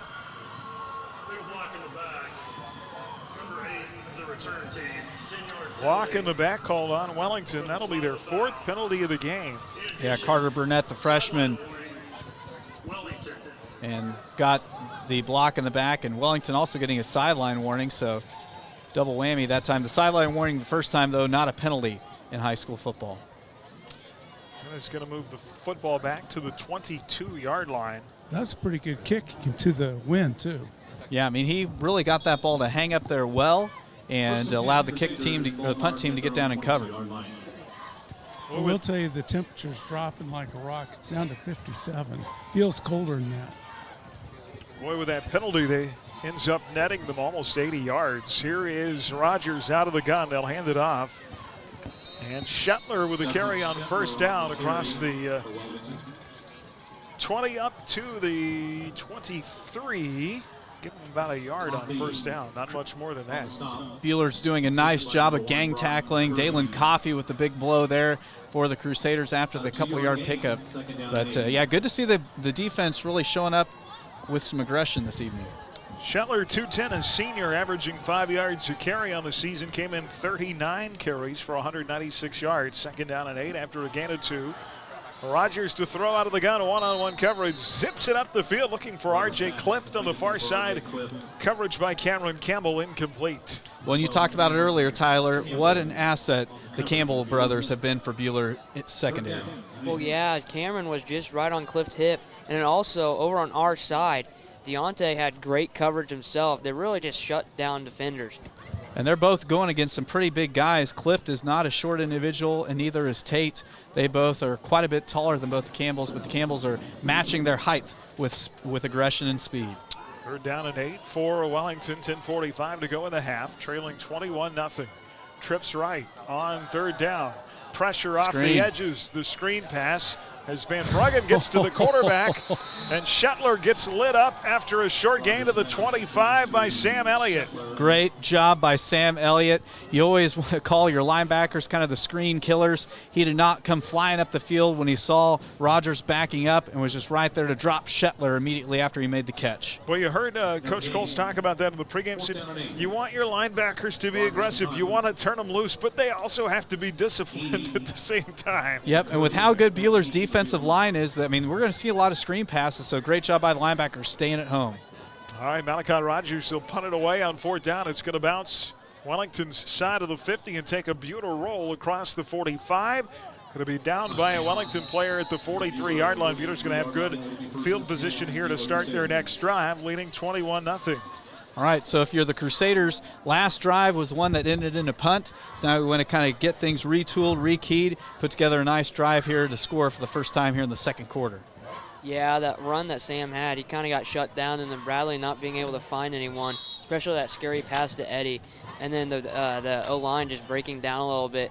Good to see him scramble. Haven't seen him do that a lot, though, so that is a plus. 1st and 10 Crusaders, 9:56 to go in the half. Out of the I formation. Eddie to the near side, McCurdy to the far side. It's a fullback handoff to Tustin on 1st down. Tustin took over at fullback in week 6 last week, and he'll get forward progress to the other side of the 45. Mark him down at the 46 for a gain of 3. Yeah, he can ride in on the stop that time for Wellington. And you talked about Tustin, you know, hadn't really ran fullback at all up until a couple weeks ago, but has done a nice job toting the rock and blocking up front for Mr. Elliott. 3rd different guy that's spent time at fullback this year, along with Coffey and rolling. 2nd down. Here's Sam Elliott slipping through a sliver of a hole up the middle. Gets across the 40 to the Wellington side of the field to the 48. Looking at about 3rd down and 2. Well, that play really showcased just what a special runner Sam Elliott is. I mean, he had 3 Wellington defenders that had him wrapped up. He continued to keep his legs churning, drug him for a couple extra yards, crossing the midfield stripe. And his leg strength, his calves are absolutely massive, so if you don't wrap him up in the legs, you're not going to tackle him. I feel like you have a man crush on Sam Elliott. 3rd down and 2. Out of the eye, it'll be Elliott to the far side. Has the 1st down and more. I guess, well, then who doesn't? But and he'll be driven out of bounds at the 42-yard line. It'll be 1st and 10. Bueller converting here on 3rd down. Yeah, it's a big big down there for Buhler to convert. Last time we had the third down we weren't able to convert on, and now we're starting to put together a drive that really could take the wind out of Wellington's sails, already up 3 scores. And speaking of scores, got a Buhler Dental Care scoreboard update. Mulvane leading McPherson right now 7-6 with 6 minutes left to go in the second quarter. All right, we're betting the house on Mole Vegas tonight. 1st and 10 at the 42 out of the I formation. Play fakes. Pratt rolling to his left is now going to run all the way to the edge. One-on-one coverage, and that's nearly picked off Matthew Eddy. And the defensive back who's down on the play, Matthew Eddy, was tangled up with the D-back here on the near side. Eddy went up in the air to go after the football. He couldn't hold on to it. Then the defender had a chance to get it. And the defender on the play is shaken up. R.J. Clift, what happened was he was facing straight up with Neal. He jumped up for the football, was not able to pull it down, landed on his back, and I think his head maybe hit the turf. His helmet popped off, and, sometimes some of the worst shots you can have head-wise in football is when your head hits the ground, falling backwards, and Clift is noticeably shaken up. And he's a senior, so for him to react the way he was, that'd be pretty hard. Well, yeah, difference between grass and turf is, especially when it's cold, the grass is going to be a lot harder surface. Compared to the turf, you're on little what's the word? Pellets. Yeah, pellets. So it's a little softer, a little more cushion than this hard turf or grass and dirt. Well, Matt Eddy went up and made a nice effort to pull down that football. Yeah, there were 2 athletes going up for that ball right there. Incomplete, and Clift is up and off the field. Good to see on his own power. And he's over here talking to one of his coaches on the sideline. 2nd and 10 at the 42 after the incomplete pass. 8:14 to go in the half. They'll go back to the I formation. Brad takes the snap, sets back to pass, throws near side. It's going to be caught this time by Eddy at the 30, who breaks out of a tackle and rolls out of bounds near the 28-yard line. Yeah, he got across the line to gain, so it'll be a 1st and 10 for the Crusaders as he got clear across the 30-yard line. But just a nice little out route that time by Eddy. And the Wellington D-back really sold out to try to make the stop. It was Montel Tate. If he misses there, Eddy scores. Yeah, and that was a great pass there by Bradley, finally getting his feet set, making the most accurate pass for him tonight. 13 yards to Matt Eddy, his first catch of the night. Matthew came in having a fine season. 14 catches, 259 yards, and 3 touchdowns. He's had some big plays this year. 1st and 10 at the 24. Peter rushes, at the 29. Peter rushes to the line of scrimmage, and the play is going to be blown dead a timeout. Peter not set in time as the clock was running down. Took a little bit too much time, and they'll call a timeout. 7:39 to go in the half. Buhler 21, Wellington nothing on HKFM of the Crusaders Sports Network. 7-6. We love bringing internet freedom to the residents and businesses of Buhler, Kansas. IDTech is a proud supporter and the preferred internet provider of the Buhler Crusaders. As the Crusaders know, speed wins. We back up our lightning-fast internet with a customer-first philosophy. That means you'll talk to a live person from our offices in Buhler when you call in. If you're not already a customer, go to ideatech.com and click on Check Availability, or call 620-543-5000 to inquire about our services. As your American Family Insurance agent in Hutchinson, I'm looking out for what matters to you, even when nothing's wrong. This is Sheila Metzger, agent at the Sheila Metzger Agency. Call me at 665-0400 and let's talk about your insurance needs today. American Family Insurance. Hi, this is Dr. Dal Hunt with Buhler Dental Care. You're listening to high school football on Ad Astra Radio. 1st and 10 Crusaders out of the timeout here. And they'll be in the I formation. 2 receivers, 1 to the other side. Here's Elliott bouncing off tackle to the right side. Slips through a couple of Wellington defenders. And gets close to the 25. Let's mark him down. 26.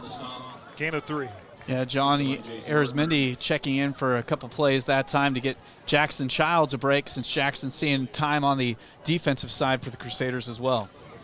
It's good to see Johnny get some playing time, being a senior, not playing a lot. All right, it'll be 2nd down and 7. Clock runs. We'll go inside 7 minutes to go here out of the I formation. Brad takes the snap, play action, rolling to his left, pump fakes, bounces off a tackler, falls forward close to the original line of scrimmage, and is in a wrestling match. My goodness. as the defender on the play had Brad on top of him, and was it Greenlee who was wrestling around on the ground with our quarterback. Yeah, Wellington's really doing a nice job when Buhler runs the play action of just their defense flowing. They want to keep Neal in the pocket and not let him run, and Neal was down, and then after he got tackled, ball came out, but then, like you said, Greenlee and Neal were in a wrestling match down there, Aaron. They had him pinned against his chest trying to rip the ball away. 3rd down and 7. Brad out of the gun. Twins to the near side. Brad rolls to the far side, wants to throw back over the middle. There's a flag out that might be holding. It is caught at the 20, short of the first down by Matt Eddy. We'll see what the flag is. That was a great ball thrown that time by Bradley Neal as he has his feet set perfectly, waited till Eddy had a little window, and yeah, the hold will go against the Crusaders. And that's a big hold because rather than having a first down here, Buhler's going to have 3rd and country mile. Must have been a long drive, but Buhler now in trouble of it stalling for a 2nd straight time. They had a punt on their last series. The ball goes back to the 42-yard line. That's a huge penalty for Buhler. Yeah, that ball was right on the first down marker, so it would have been close. I'm standing right next to the stick, and they might have had the first down, but it's all for naught. It is going to be 3rd down and 22 here from the 42-yard line. Trips to the left. And Bradley Neal out of the gun. Pressure off the edges. Screen pass, and it's overthrown. Looking for Sam Elliott in the screen play. Incomplete.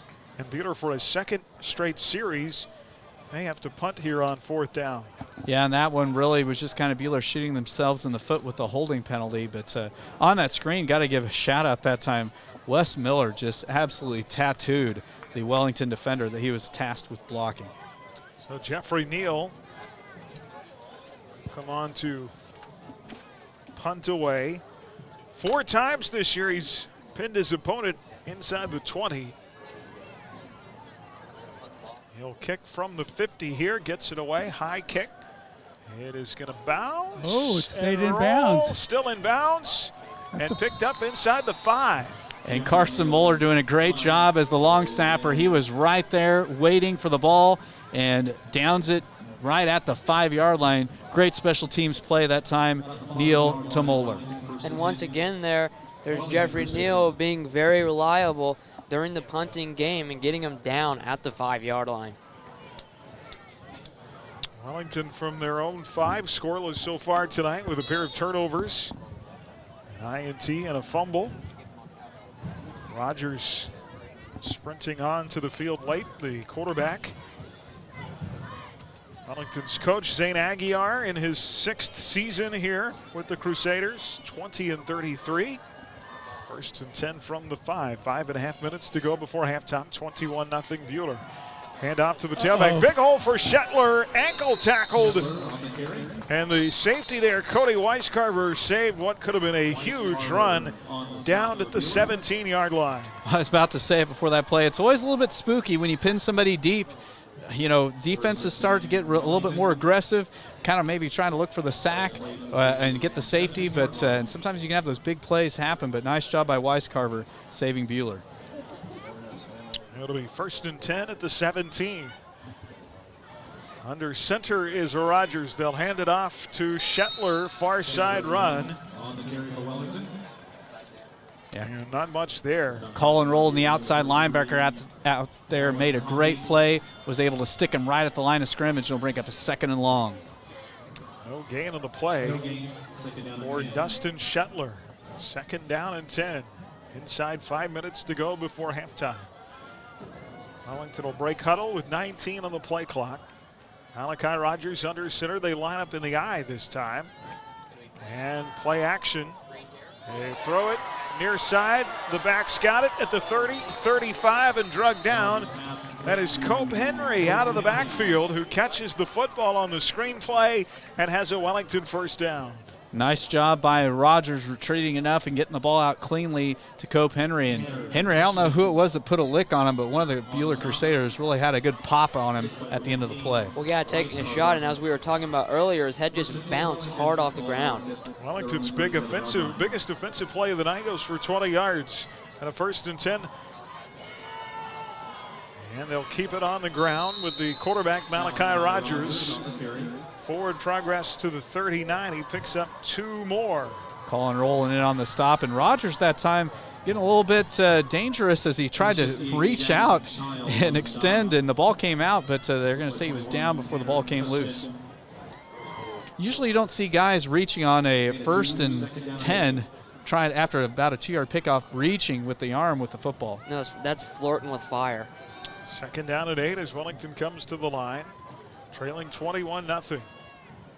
Rogers with the 2 H-backs, pressure up the middle, gets it away, intended near sideline for Montel Tate at the 45, incomplete. And that was a high ball, nice job defensively by Deontay Campbell. He was right there on top of Tate, so Tate really couldn't break on the ball. So 3rd and long now, the Crusaders with a chance to get off the field defensively here. As Wellington, if they gain anything, guys, down 3 scores at this point in the game, they might be in 4-down territory if they gain any positive yardage here. All right, it'll be 3rd down and 8. Clock stopped at 3:37 with that incomplete pass. And Rogers to throw. The screen pass is nearly picked off, and boy, Dalen Coffey saw the end zone before he had a hold of the football. He knows it too. He had a pick 6, and it popped out of his hands. Yeah, it was kind of a unique play that time. Malachi Rogers was rolling to his right, kind of a throwback type setup, but like you said, Coffey, if he picks that thing, he takes it all the way north for 6. Boy, he saw it too. Yes.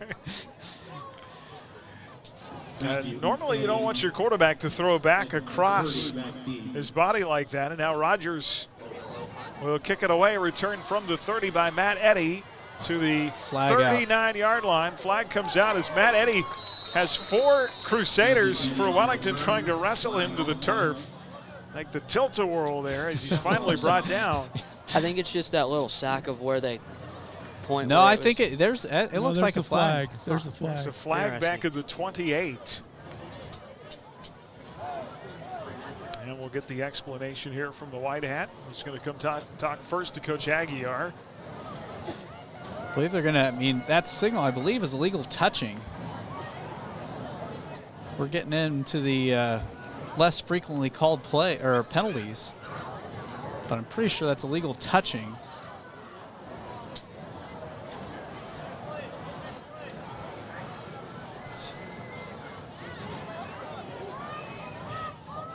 A low line drive kick, a bullet of a kick off the foot of Rogers, kind of zipped up the middle through the defense and picked up by Matthew Eddy, the return guy. What would make it illegal touching? Well, if they claim that maybe if you try to advance the football. Illegal participation. Oh. 12 players on the receiving team. Okay. It's a 15-yard penalty. And an extra man, that'll. Well, I knew it was one of the things you don't see every day.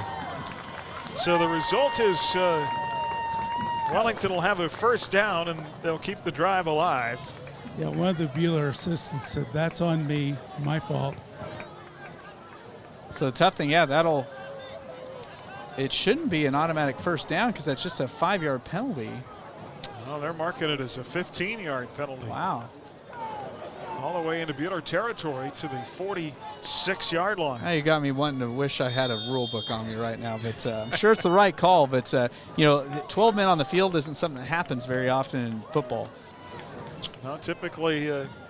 1st and 10, Wellington. You always got a counter. Somebody's supposed to be counting. You could probably Google it, Chris. 1st and 10 at the 44 of Bueller for Wellington with 3:02 left. Out of the I formation. Play action. Malachi Rogers rolling to his right, being chased by Big Bo Van Bruggen down at the Wellington 48-yard line. Nice job by Gavin Patton and Bo Van Bruggen just corralling him. And Bo Van Bruggen, guys, having a whale of a night. That's at least his 3rd tackle for loss tonight. And his tackles have been nice physical tackles. Well, he tried to escape Bo once, but was not able to the 2nd time out. You got to give credit to secondary there. Rogers was nowhere. No receivers were anywhere for Rogers to find. And now he's a little bit shaken up, actually, after that big tackle from Bo. Malachi Bo Malachi. Boy, he has been playing with some authority these last 3 weeks. Is he, by the time he graduates, is going to be well up into the all-time leading tacklers in Crusader history, and hoping to go on to play collegiately somewhere. 2:35 left. Wellington with a big loss on that first down play brings up 2nd and 16. Buhler burns one of its 2 remaining timeouts. Crusader football here tonight brought to you in part by the Buhler Booster Club, by Hutchinson Family Dental, by Jackson Meat, by Risa Prino, and by Adams Brown Strategic Allies and the CPAs. We're live tonight from the Allen Samuels broadcast booth. The new 2022s. You can order your new 2022 Ram now. Why don't we go do that tomorrow, TA? I'll be at the K-State game. Much rather sit in a new car. Well, you could drive on those new Rams to your game. There you go. Allen Samuels, come by, let's be friends. 2nd and 16 to the 48 here. Malachi Rogers out of the gun. 2 receivers to the left. Now they'll put a receiver in motion. And they hand it off in the sweep to him, the far side. This is Meki Yabara, and a flag out at the end of the play for some extracurricular activity as Yabara was down at the Buhler 48. It's going to be flag's been thrown. And it's going to be on Buhler because it was Montel Tate that went for a ride there. Tough break for Buhler.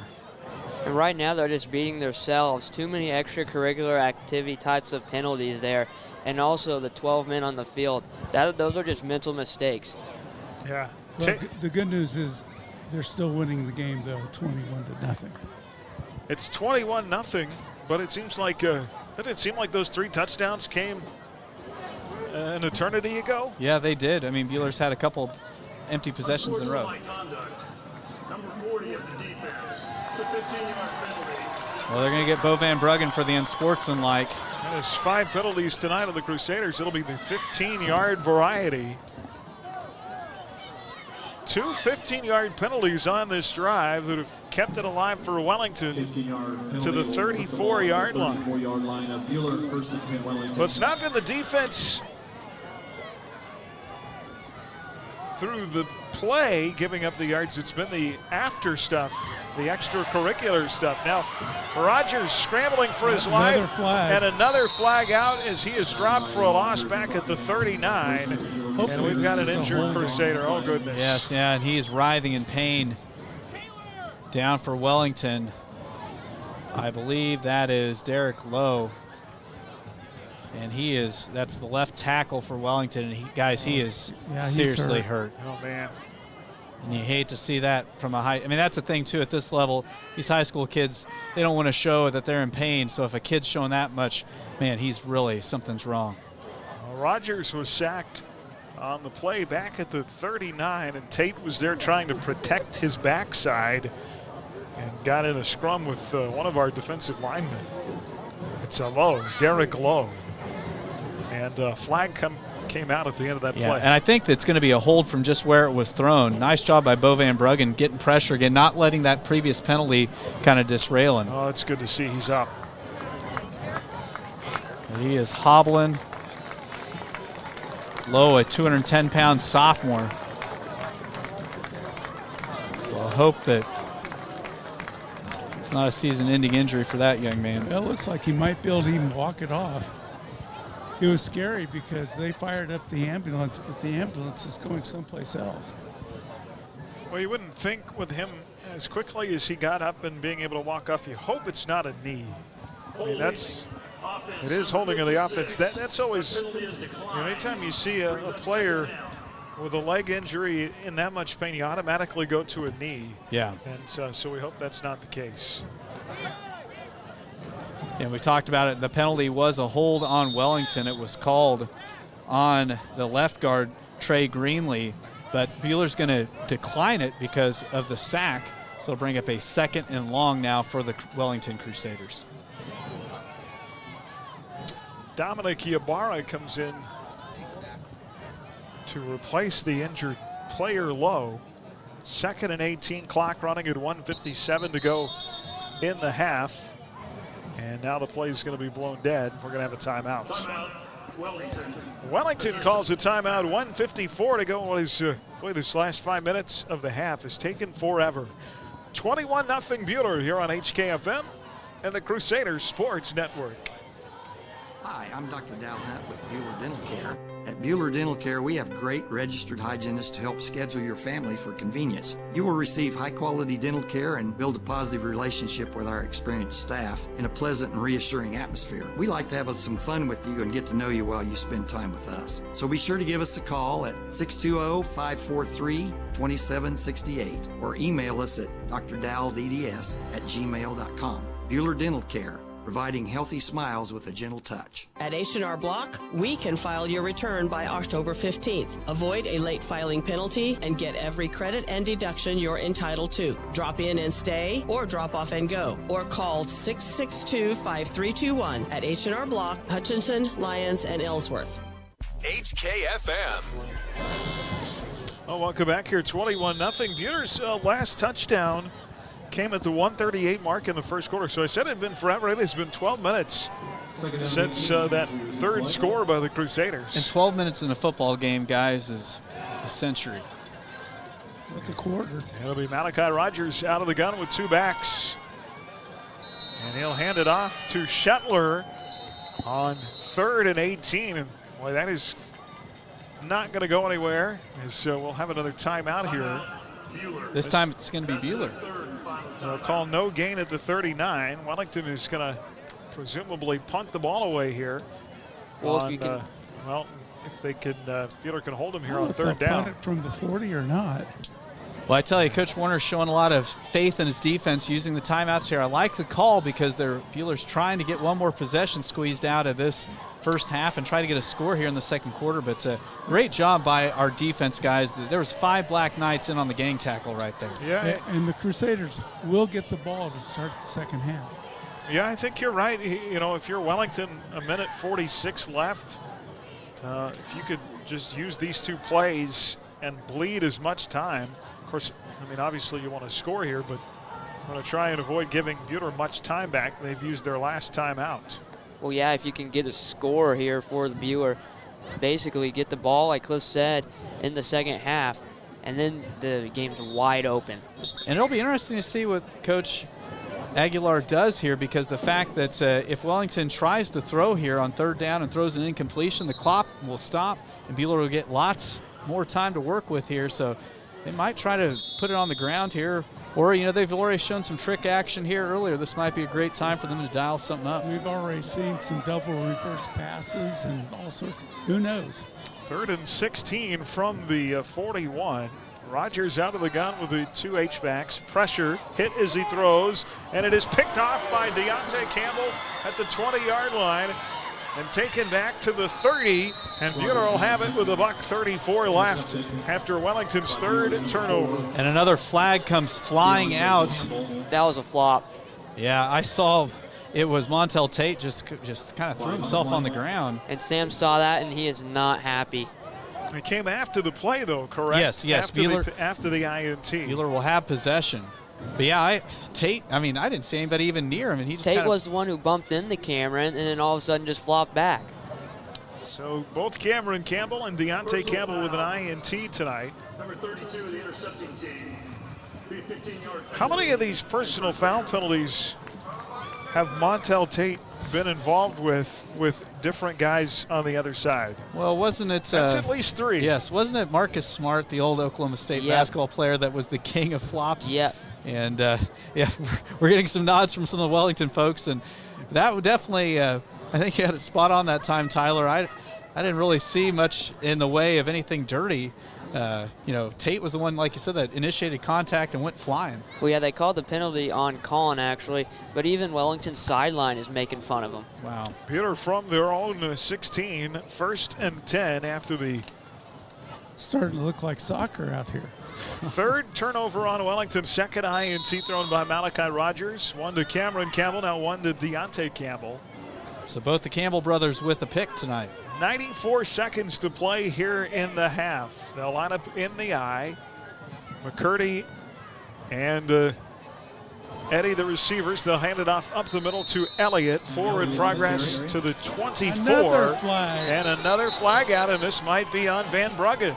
Wow. I mean, just watching the initial reaction of the Wellington players, it was the linebacker, Jace Barton, that started clapping the instant that flag left the official's hand. Van Bruggen, that could be second. He'd be ejected.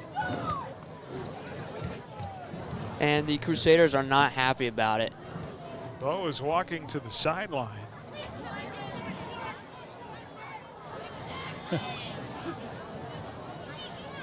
What's Bo saying down on the sidelines? Number 40 of the offense. One of the fans up in the Bueller stands hollered out real loud, "This ain't flag football, ref." Well, I understand the Crusaders' frustration.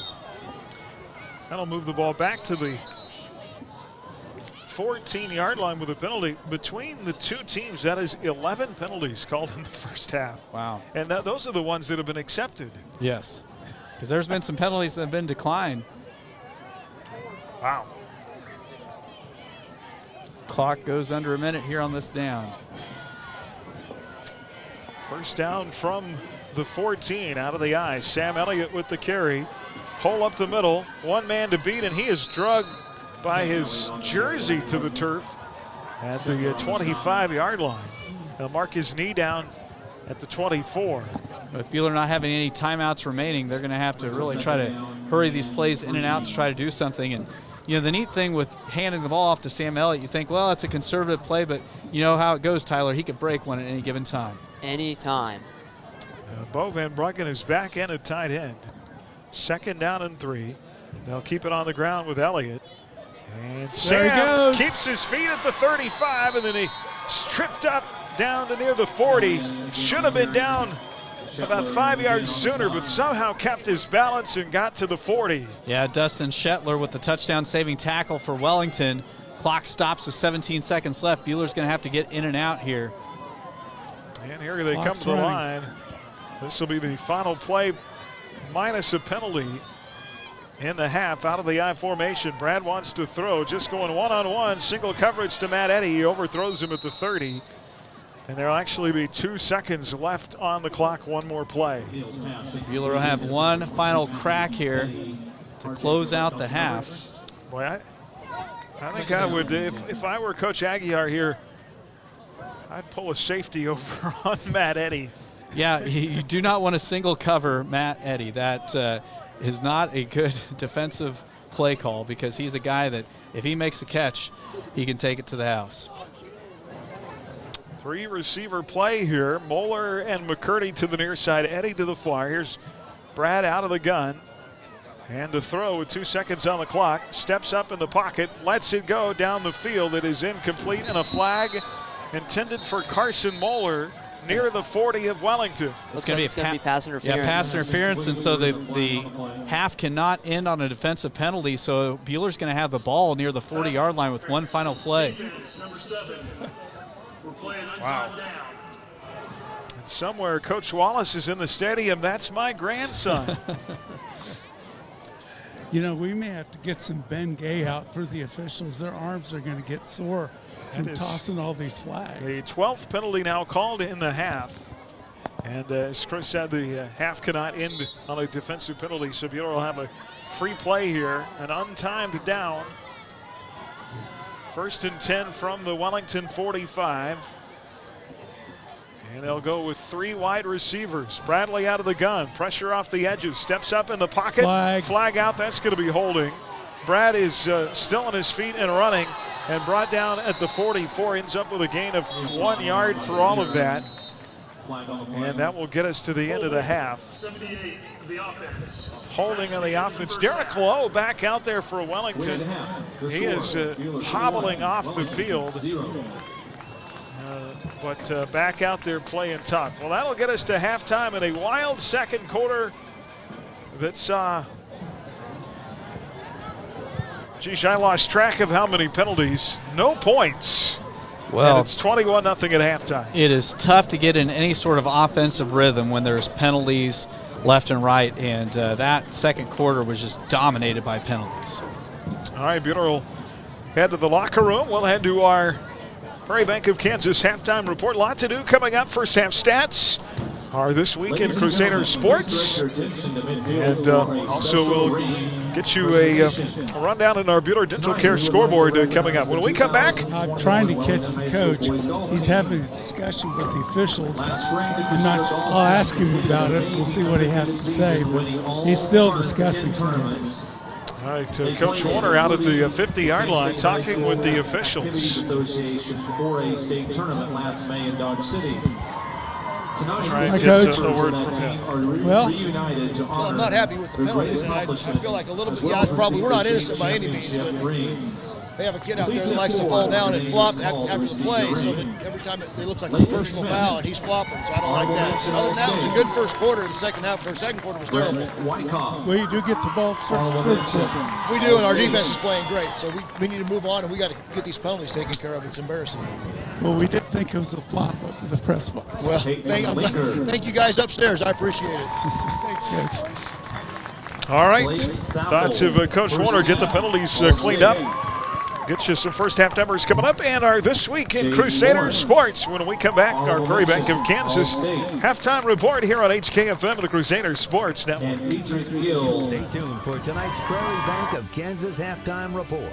Prairie Bank of Kansas, serving Central Kansas since 1886. Coming up, an in-depth look at Crusader athletics and activities with This Week in Crusader Sports. As your community bank, Prairie Bank of Kansas is always looking for ways to make banking more convenient, like e-statements. Eliminate the need to file your monthly statements. Now you can be notified the moment your statement is available and easily access it online. Sign up for e-statements online at prairiebankks.com or visit one of our locations in Stafford, Bueller, Inman, or Hutchinson. Prairie Bank of Kansas. How banking should be. Hi, Steve here from Red Rock Auto Center in South Hutchinson. Try the full-service lanes at Red Rock Auto Center. We're one of the few remaining full-service stations in our area. Barbecuing this weekend? Have us fill your propane tank or even your RV. Red Rock Auto Center at 200 North Main in South Hutchinson. We're here when you need us. We are serving up tailgate favorites each and every week at Jackson Meat. Our homemade summer sausages, beef sticks, and old-fashioned cheese curds make great snacks for any occasion. Stop by Jackson Meat before heading out to the next big game and score big on tailgate favorites. And back here at halftime are This Week in Crusader Sports. Bueller Golf opened to postseason play with a runner-up finish at Regionals Monday. The Lady Crusaders shot a .407 at Heston Golf Park to play second, one stroke behind regional champion Pratt. Callie Cooper's 84 on her home course earned a second-place finish. Marley Cooper medaled in ninth. Bueller now heads to Salina this coming Monday and Tuesday to compete in the 4A state tournament at Salina Municipal Golf Course.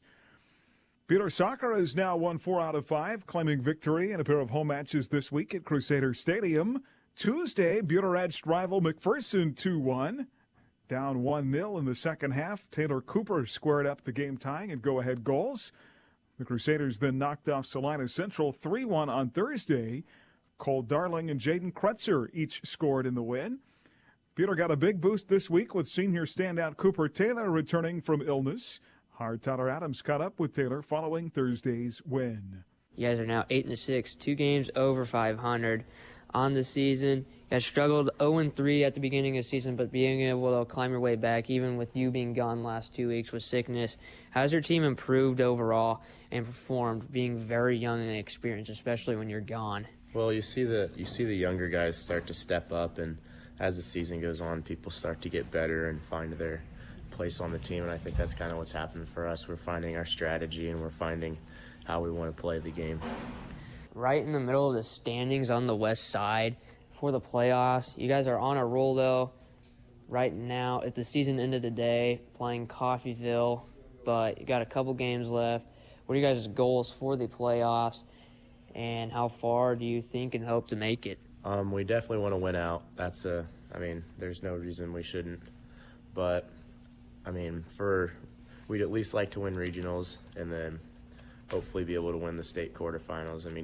You never really know who you're going to go up against, because some teams won't win out and some teams will, and so the bracket will change pretty drastically probably before then, but we'd like to go as far as we can without getting beat. So The Crusaders now 8-6 on the year, wrap up the regular season next week with matches Tuesday at Winfield and at home Thursday against Berean Academy.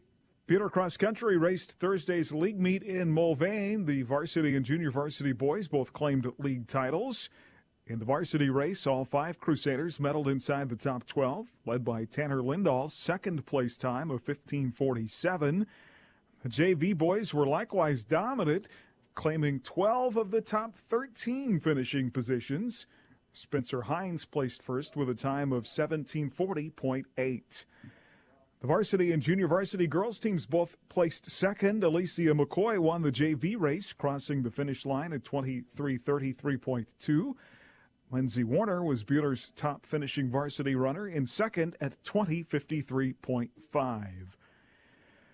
Bueller Volleyball wraps up the regular season next Tuesday in triangular play at Augusta. The Lady Crusaders snapped a 20-match losing streak last Saturday with wins over Chanute and El Dorado.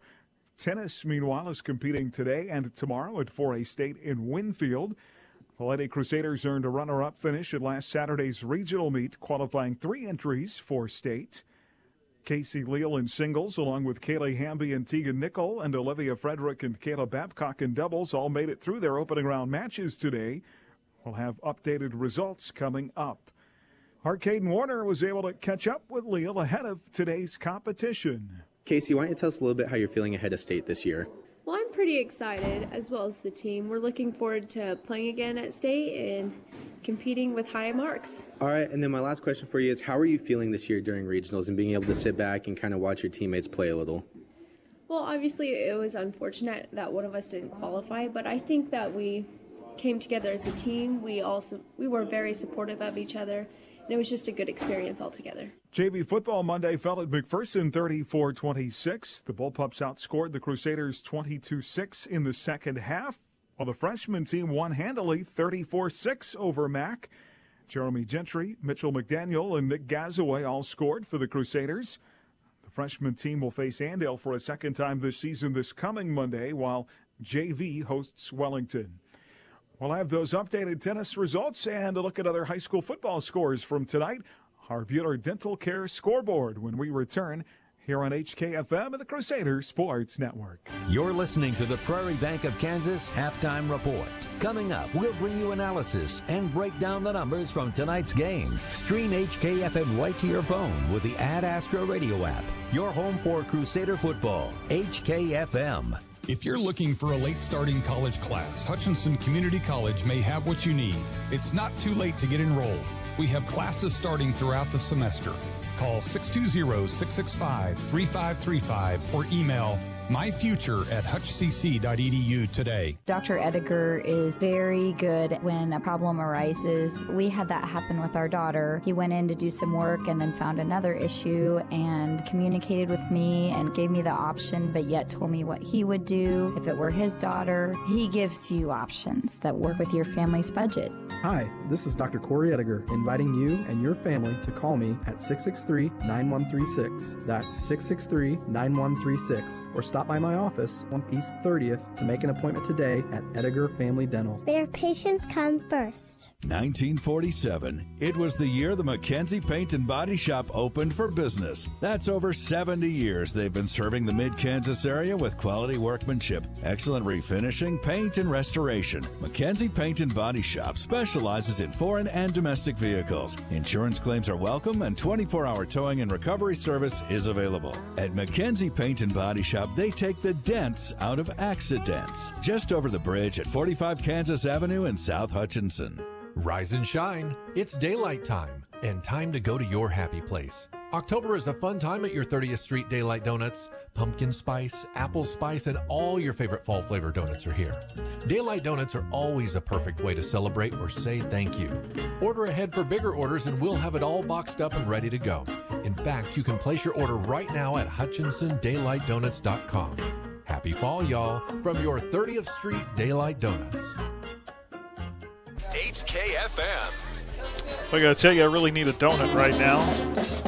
This sounds good. Oh, that music, it does it. Well, welcome back here on Prairie Bank of Kansas Halftime Report. Coverage tonight brought to you in part by Midway Motors by Fee Insurance, APAC Shears by H&R Block, and by Hutch Rec. Let's get you an update on what's happening at state tennis. All three of our Lady Crusader entries will medal at state. They're all headed to day 2 competition.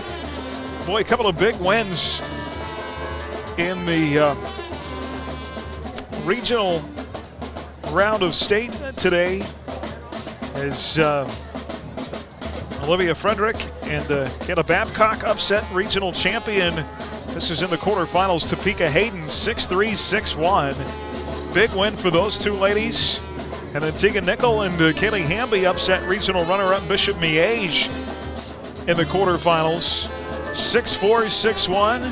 Casey Leal also winning on the single side to get to day 2 tomorrow. So good luck to our Lady Crusaders. Day 2 tennis action tomorrow at the 4A state tennis meet. We mentioned our golfers headed to state on Monday, and then of course regional cross country coming up as well. All right, let's recap first half stat-wise, brought to you by Adams Brown Strategic Allies and CPAs, proudly serving businesses in Kansas for the past 70 years. Online at adamsbrowncpa.com. Yeah, the Crusaders are beating Wellington in the total yardage by a long shot right now, 189-61. Crusaders have 42 passing yards to Wellington's 15. And then rushing-wise, Crusaders have 147 to Wellington's 46. On the individual side, Bradley is 2 for 7 for 42 yards and a touchdown. Rushing-wise, Sam Elliott is 17 attempts, 141 yards. Brad has 3 attempts for 2 yards. And Tanner Tushkin, as well as Tanner Tushkin and Cameron Campbell all have 1 attempt for 2 yards. On the Wellington side, passing-wise, Malachi Rogers is 3 for 9, 15 yards and 2 picks. And number 6, RJ Clift, on that double reverse, is 0 for 1. Rushing-wise, number 9, Dustin Shetler, has 5 attempts for 22 yards. Malachi Rogers, 12 attempts for 19 yards. Number 7, Makai Haskin-Ibarra, 1 rush for 3 yards. And then number 15, sorry about that, Cope Henry has 1 attempt for 2 yards. All right, very good. First half stats. Of course, Wellington with the 3 turnovers in the first half. 21 points for Bueller, 2 offensive touchdowns, and the defensive INT returned all came in the first quarter. Both teams went about 13 minutes without scoring after that last Bueller touchdown. 21-0 here at the half. We'll get you to our Bueller Dental Care scoreboard when we come back on HKFM and the Crusader Sports Network.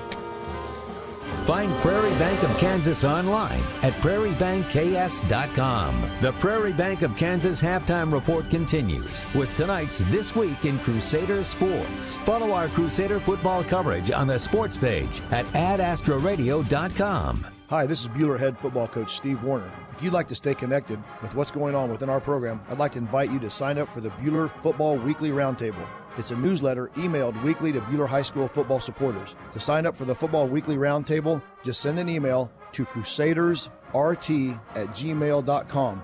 That's crusadersrt@gmail.com. At Dick's Phillips 66, our family has kept motorists on the road for nearly 60 years. Hi, this is Janet Dick, inviting you to stop by our locally owned station at 1215 East 4th in Hutch. Dick's offers top-tier gasoline, grab-and-go food options, and friendly service. Wherever you're headed, every journey begins with a stop at Dick's Phillips 66, 4th and Stevens in Hutch. As we head into fall, it's time to start thinking about all our favorite tailgating and game day foods. At Yoder Meats, we want to help, and we've got all the right products to make any meat-eating experience great. Ribs, pork butt, brisket, multiple sausage and brat flavors, rolled and tied chuck roast, and so much more. Stop by your favorite Yoder Meats location today to pick out your next fall event's main meat course. Follow us on Facebook for all the latest information and specials. Taste the old-fashioned flavor at Yoder Meats in Yoder and 3 locations in Wichita. Come visit us at Bueller Dental Care. Our friendly and experienced staff is here to help give you the best care around, and we like to have some fun and get to know you while you spend time with us. From regular fillings, cleanings, dental implants, or even if we have to, extractions, we can provide the treatments you need. We are always accepting new patients, so be sure to call us at 620-543-2768 to schedule your next appointment, or email online at drdalldds@gmail.com. Bueller Dental Care, providing healthy smiles with a gentle touch. HKFM. All right, back here as we take a look at our Bueller Dental Care scoreboard. Bueller Dental Care, your hometown dentist, online at BuellerDentalCare.com. And we'll tell you that Canton Galva 62, Stafford 6. That is a final at halftime. Hayes High at halftime leading May South 26-14. Collegiate blanking Halstead at the half 28-0. El Dorado 14, Circle 6. Capon leading Liberal at halftime 37-0. Chaparral over Douglas 13-0. Newton and Salina Southside at 14 apiece at halftime. It's Garden 21, Dodge 6. Valley Center leading Arc City 21-17. Inman blanking Remington 28-0 at halftime. And Chris, you've got some scores of other games on our network. Yes, we'll go right up the dial on 94.7 KSKU. At the half, Hillsboro is shutting out Lions 35-0. Then up the dial on Kansas Rocks 100.3. Trinity Catholic now leading Haven 14-0. Then on Kicks Country 106, it's at the half. Cheney all over Nickerson at the half 33-0. And then on Sports 1 on the AdAsk Radio app and AdAskRadio.com out at Maxville, Maxville up 38-0 on the Kiowa County Mavericks. We do not have a score update on the Andale Clearwater game, but I'm just going to make a guess, fellas.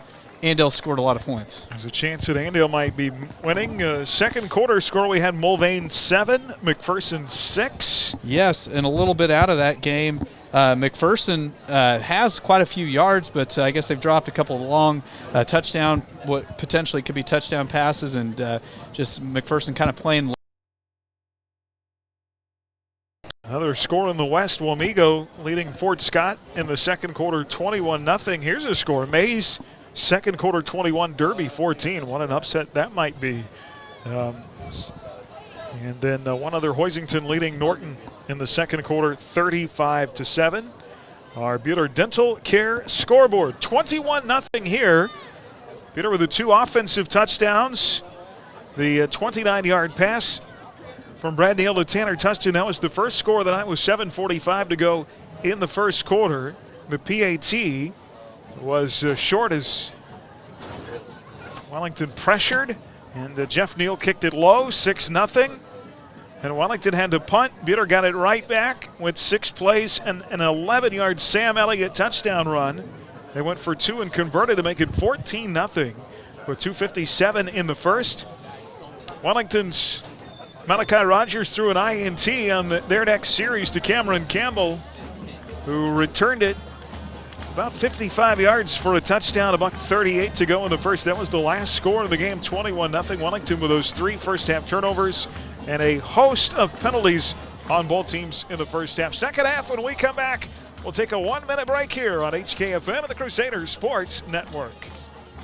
Neufeld Flooring, your experts in design and installation of carpet, tile, wood, and vinyl floor covering. Proudly sponsoring Bueller High School activities, Neufeld's Flooring in downtown Bueller.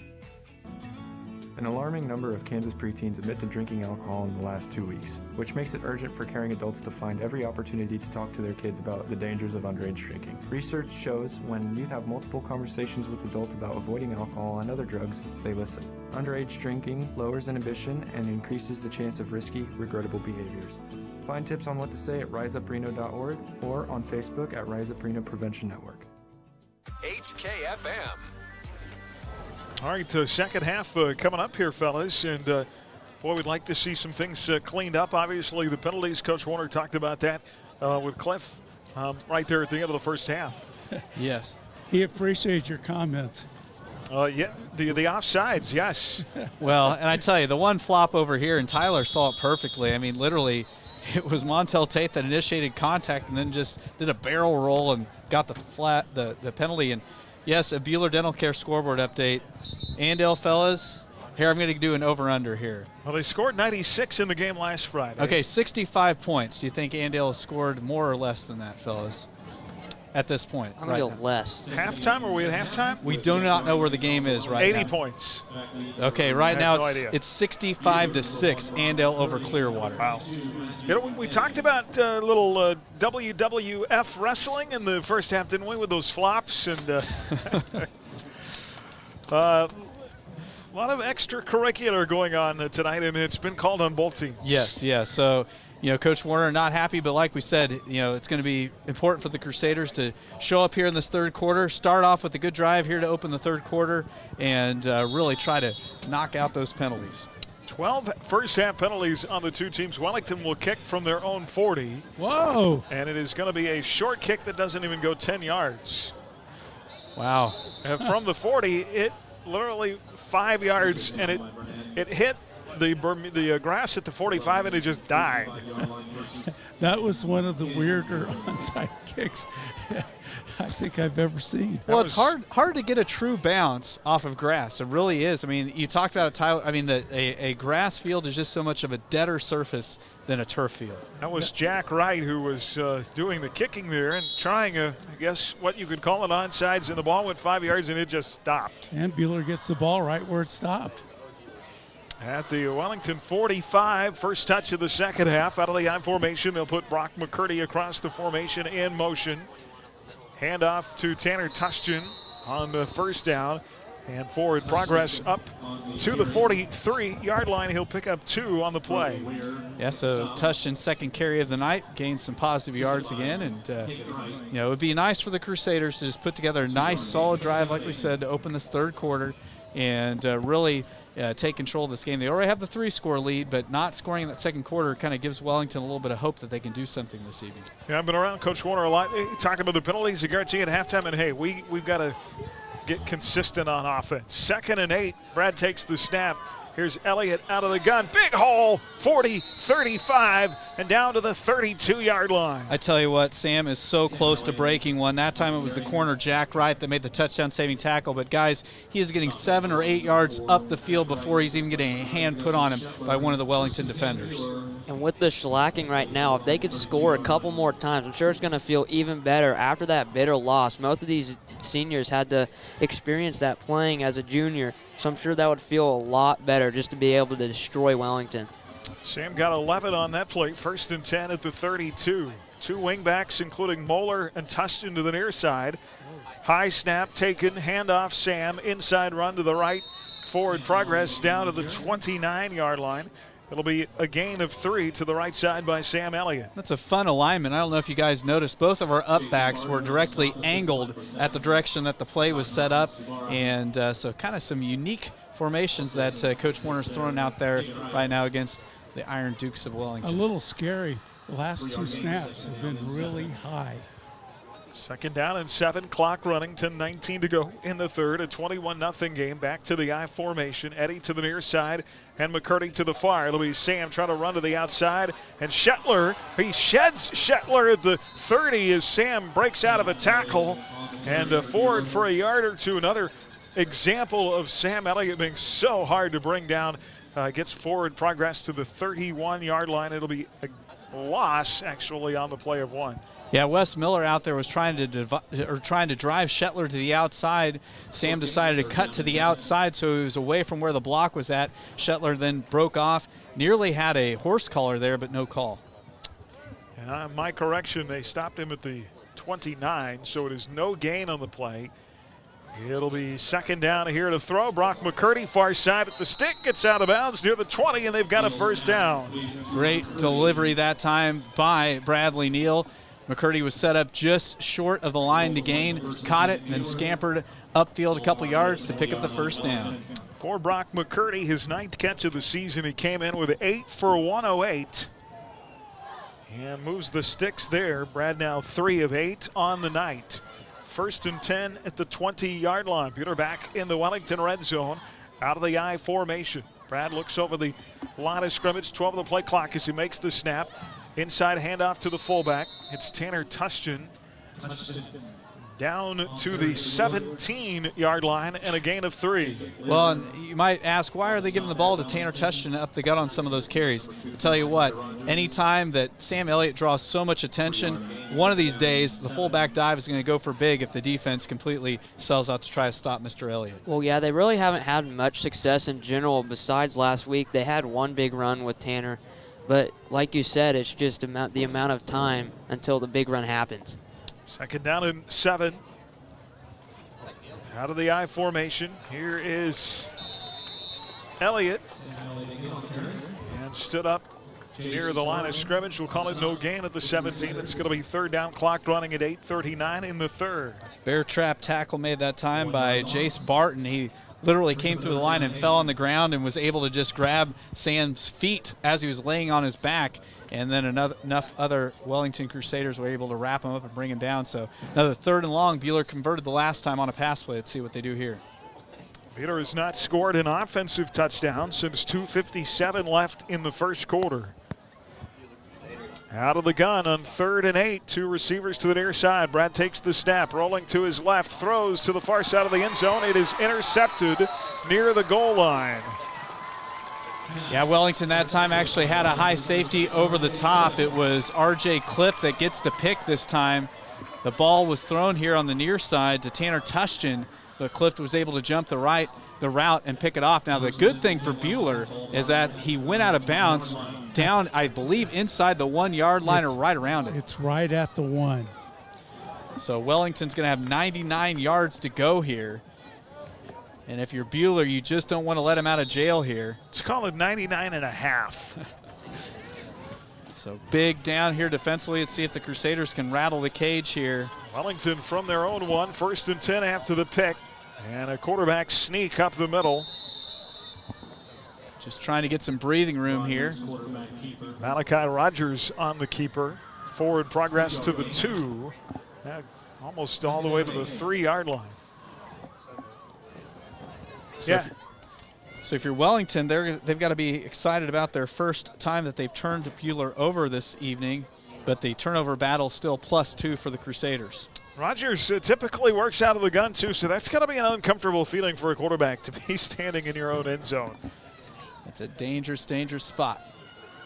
From the 3, it'll be 2nd down and 8. Rogers going to stay under center with 2 backs behind him in the eye. It'll be Shetler, the inside handoff, bangs his way forward to the 4 yard line. It'll be 3rd down from there. You described it perfectly, Aaron. Banged his way through the initial charge of Bueller. You know, kind of started knocking him down, and he was able to squirt forward all the way up to the 5. But now you've got a 3rd and long for Wellington. And if Malachi Rogers goes out of the gun, he's going to be near the goal line. Boy, look for Bo Van Bruggen on this near side defensive end to have his ears pinned back. Yes. As a D lineman, this is what you live for. 3rd and long. Quarterback operating near his own goal line. And he's already turned it over once tonight. 3rd down and a long 6. Rogers out of the gun and whistle at the snap and a flag out. I believe it's going to be a delay of game on Wellington, just from which official. Yep, it is a delay of game on Wellington, so that's going to move the ball half the distance to the goal line, so it's going to be back near the 2.5 yard line.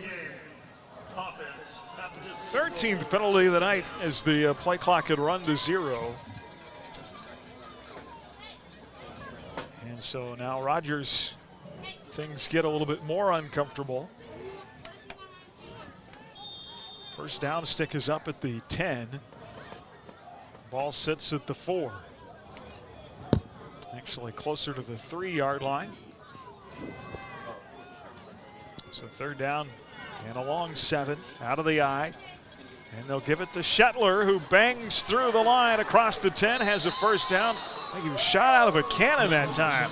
Up to the 15, marks him down at the 16 for a first down. Yeah, he really did come out of the gates running hard that time, and picks up the first down for Wellington, and maybe gives them a little bit of new life. It was Cody Wisecarver, the safety, coming up and making the stop for Bueller along with the corner, Campbell. That was just good, hard running. Curdy and Wisecarver, the 2 safeties. Deontay and Cameron Campbell out there at the corners. 1st and 10 out of the gun at the 16. Play fake and a keeper by Rogers. And nothing there as he's met in the backfield by the Bueller Black Knight defense. Yeah, Dalen Coffey got a piece of him, and then Colin Rowland came and finished him off. Nice team tackle there for the Crusaders. Well, that big run on the previous play of Dustin Shetler, he really just keeps following the trend of what the Crusaders are having to deal with all year long. Is just huge, big, thick running backs and having to be able to tackle low, or else he's just going to bang his way through to that first down. Loss of 2, back to the 14. Clock running, 5:14 to go in the 3rd. Still 21-0. Rogers out of the I formation, single receivers either side. They'll hand it off. And Dustin Shetler through to the 19-yard line. His knee goes down there after a gain of 5. And we're looking at about 3rd and 7 coming up here. Yeah, Colin Rowland coming in from the outside linebacking spot to get the stop for Bueller. Big 3rd down for the Wellington Crusaders, trailing 3 touchdowns. You know, and they have not scored, but give them credit. Since the first quarter, they've kept Bueller off the scoreboard as well. They have. You know, they kind of uglied up the game in the second quarter and have continued to do that here in the third. High formation, 3rd down and 7, and all kinds of movement. Bo Van Bruggen was in the backfield before the snap. They're going to call it false start on the offense. Yeah, you could have got, you know, Ybarra here on the near side, the right tackle. I mean, he reared up. They're going to get Hagen Wright for the false start as well. So that's a big down because now I was just about to say Wellington might be half tempted, even if they didn't pick up much yardage on that 3rd down, to go for it just to try to do something offensively, being down 3 scores here in the third. That's going to make it 3rd down and 12. Trips to the far side, single back. Out of the shotgun is Rogers, rolling to the far side. He's going to be wrapped up near the 5. Sam Elliott with the quarterback sack. They rolled Rogers to his left, and Elliott was right there to drop him for the huge quarterback sack, and that will bring up a punting situation if I've ever seen one. Down at the 7-yard line. Yeah, he's going to be punting out of the end zone. The ball's actually inside the 6. It's a loss of 12 plus on the play. And as a punter, most of the time you practice taking a snap with your feet near the back line of the end zone, and that's exactly where Wellington's punter is going to be. Matthew Eddy, Brock McCurdy are at the Wellington 35 here to return. Malachi Rogers gets a good kick away, taken by Brock at the 36. He will fair catch it there, and Bueller's going to start in fantastic field position. Yeah, I tell you what, Atherton was like just hotter than a $5 pistol coming off the edge here on the near side. Nearly got the block that time, but nice fair catch there by McCurdy. No sense to try to do something crazy here because you're going to have great field position from the fair catch. I was just going to say, Bueller needs to take advantage of this good field position. They had good field position on the last one. Didn't convert. They need to convert. 1st and 10 from their own 36. High formation. They'll put McCurdy across the formation. Right to left in motion. Bueller going right to left on offense. The pitch near side. Elliott finds a little seam. Cuts back to the middle across the 35. And down to the 25-yard line. And he picks up 11 on that 1st down carry. Great vision that time by Sam Elliott. It was a sweep to the left-hand side. He saw the fact that there was a nice cutback lane. He was able to cut off of the block of McCurdy that time and scamper forward for the 1st down. Yeah, Brock just had an absolute amazing block there, shoving Rogers to the ground, and Rogers got up and started jawing at him. 1st and 10 at the 25. We'll go inside 3 minutes to play here in the 3rd quarter. Out of the I formation, 2 receivers, Moeller and Eddy to the far side. Brad will hand off. Here's Sam bouncing to the outside right. He'll not get there. He is met in the backfield by Wellington's Jacob Lira from the linebacker position.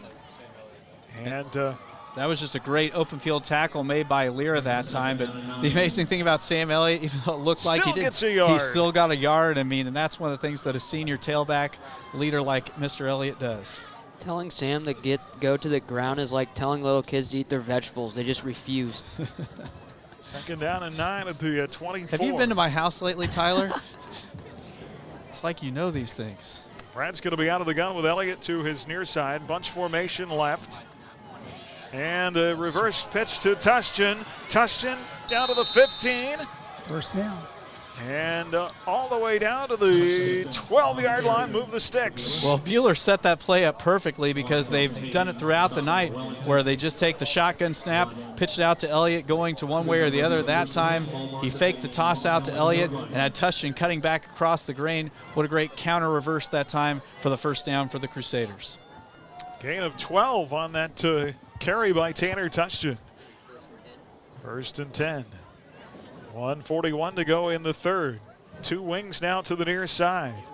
Brad out of the gun, hands it off. Elliott, inside run, inside the 10. He'll be stopped right at the 10. We talked about Wellington and everything but the kitchen sink tonight. Coach Warner has drawn up some what are unusual plays for them as well.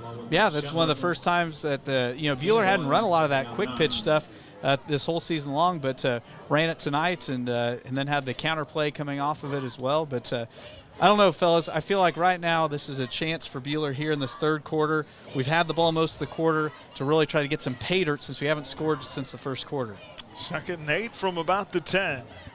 Brad out of the gun, 2 receivers near side. Tustin at a wing. They'll throw it. Tanner catches it at the 5 to the goal line, wrestled down, and it's going to be a touchdown. Crusaders. Yeah, Tustin, the fullback, was just lined up here in the near slot, catches it, makes a nice run after he makes the catch and scores the 2nd passing touchdown tonight for Bradley Neal. And that's also Tanner Tustin's 2nd passing touchdown of the night, too. The Minnesota connection for 6. Montana, yes. Big Sky Country. Yes. That's where the recruiting pipeline is. And flags come out at the snap of the punt. Yeah. That's what he did on that earlier play, but this time they caught him. He was practically back to the kicker before the ball got there. Yeah, it was Haskin Ybarra that just came screaming off the near edge. Now he's walking a little gimpy. 5 plays, 36 yards. They'll make it half the distance and reset. Carson Muller to snap, Logan Briner to hold. From the 9, it is up and good. And now a late flag. I think they're going to roughing the kicker because they hit Neal after he kicked it. And that'll be assessed on the kickoff. All right, Bueller, first score since the first quarter, 49 seconds to go in the third. 28-0 here from Wellington on HKFM and the Crusaders Sports Network. If you need a piece of metal or an angle for a small project or a complete fabrication project done, call us at Johnson Sheet Metal or stop by 512 South Main in Hutchinson. We know metal. Hi, this is Sarah Johnson, and my family has been in business for 99 years. With a huge stock of different sheets, shapes of steel, stainless, galvanized, and aluminum, Johnson Sheet Metal has what you need. We cut to size, bend, roll, punch, or weld to your specifications and can make your ag replacement panels too. Call us today. Johnson Sheet Metal, 620-662-0224. As your American Family Insurance agent in Hutchinson, I'm looking out for what matters to you, even when nothing's wrong. This is Sheila Metzger, agent at the Sheila Metzger Agency. Call me at 665-0400 and let's talk about your insurance needs today. American Family Insurance. HKFM. Well, Tanner Tustin with the 2 touchdowns receiving tonight. Have to call him Big Sky from Montana. Family, of course, came to Bueller last year. Tustin in his 2nd year at the Mike linebacker spot and really getting a chance to do some things on offense here late in this season. Yeah, I mean, him having those 2 receiving touchdowns just gives the Bueller Crusaders another receiving threat. We've had a whole stable of guys that have caught passes this year. Jeff's going to squib it from the 45. It goes off a Wellington return man, and then falling on it at the 25 is Brody Weir. That's the 3rd time the ball has found Weir tonight. Wellington will have it from their own 25. Yeah, the crazy thing tonight, we've had all these 15-yard penalties. That guy blew through there, knocked our kicker on the ground, and they called it a 5-yard roughing the kicker penalty. Or they said they're running into the kicker. Yeah, running into it. I mean, they decked him. Where's the 15-yard penalty? Wellington from their own 25. It'll be 1st and 10. 46 ticks left on the third quarter clock here. And if I'm the Black Knight defense, I'd be ready for them to take a shot vertically here, try to change the fortunes here late in the third. Double tights out of the eye, bouncing off a tackler, Shuttler, and then shut down as he gets across the 25 for a yard to the 26. Just got a Bueller Dental Care scoreboard update.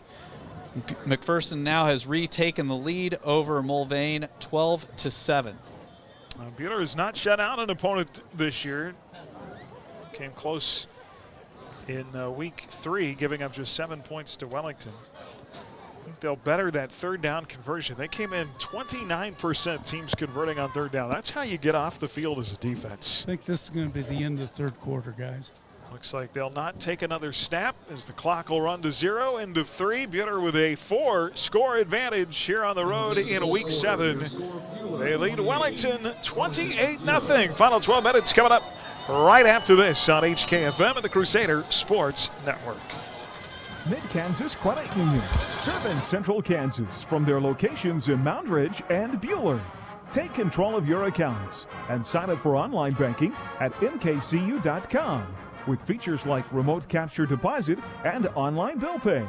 Member-owned and proudly supporting Crusader arts, athletics, and academics. Mid-Kansas Credit Union at 200 West 2nd in Bueller and in Moundridge. Member NCUA. If you're looking for a late starting college class, Hutchinson Community College may have what you need. It's not too late to get enrolled. We have classes starting throughout the semester. Call 620-665-3535 or email myfuture@hutchcc.edu today. HKFM. Well, a tight one in McPherson tonight at McPherson Stadium. It's been back and forth.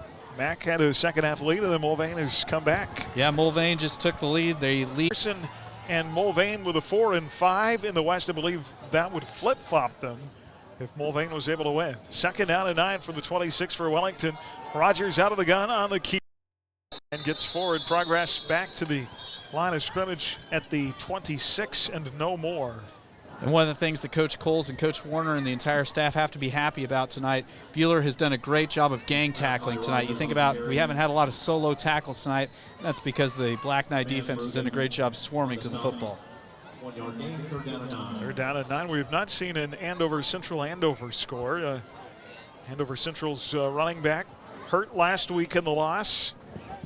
I'm not sure if he was able to go tonight against the Trojans. Big rivalry there.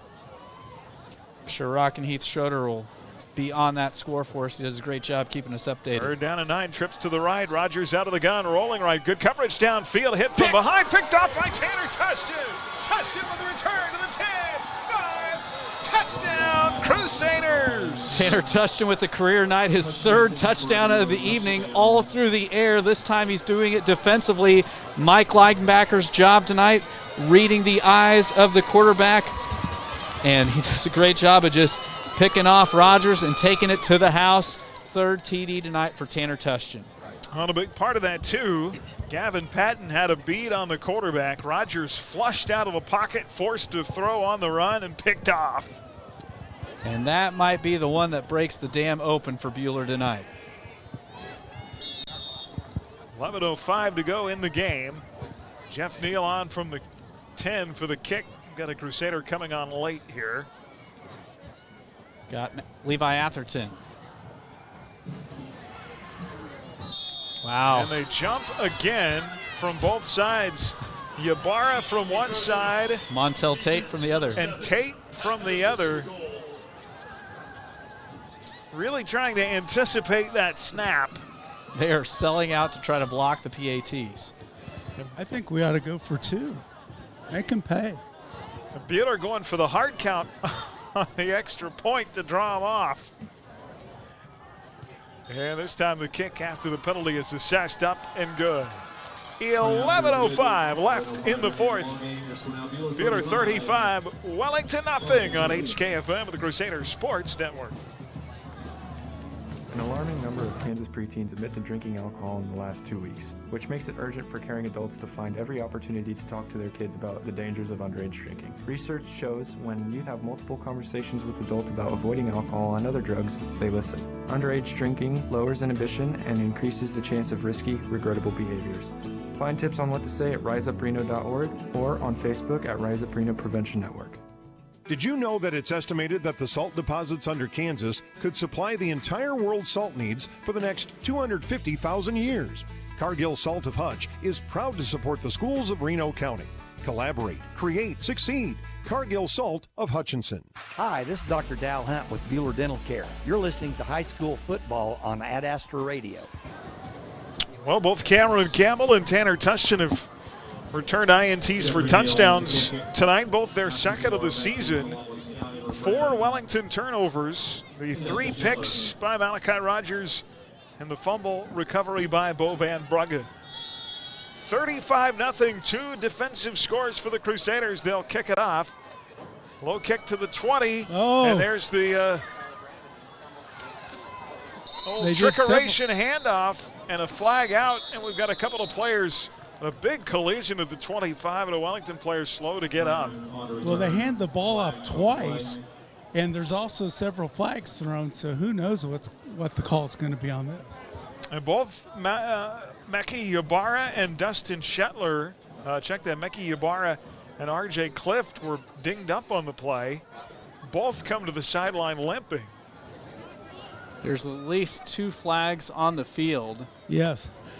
And like I say, they did 2 handoffs, and then there's a heck of a collision, and flags came flying in from everywhere. Bueller kids are saying, okay, listen to the receiving team.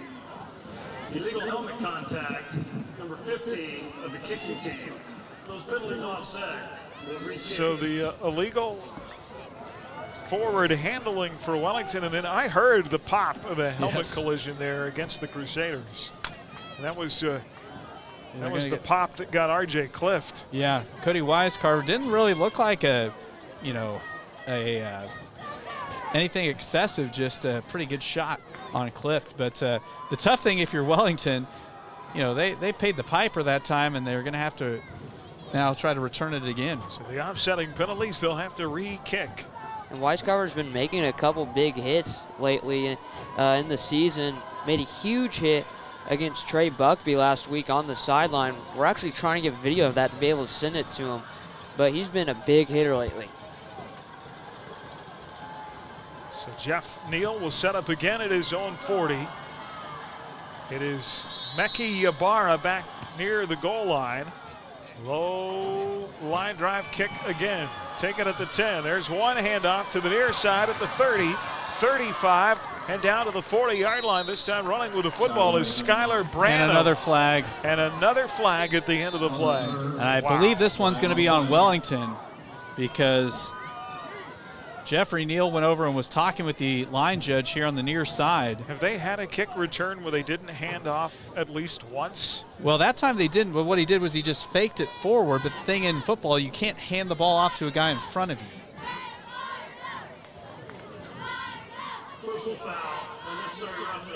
Personal foul penalty against Wellington. That will come at the end of the play, so it's going to drive Wellington's nice return backwards. Okay, so now if you're the Crusaders. That is 10 penalties now on Wellington tonight. I think these the hankies for our officiating crew tonight should be retired after the game. They're going to need to. I mean, they've had a season's worth of work in one game. Yeah, they're going to need to use the Tide extra strength tonight to get the grass stains out of them. I have a hanky that needs to be retired, but it's because it's cold and my nose is running. Wellington from their own 25 here in the fourth. 10:49 left. Near side run. Great job. Nothing there is Cope Henry, the carry. Matthew Eddy with the big stick there.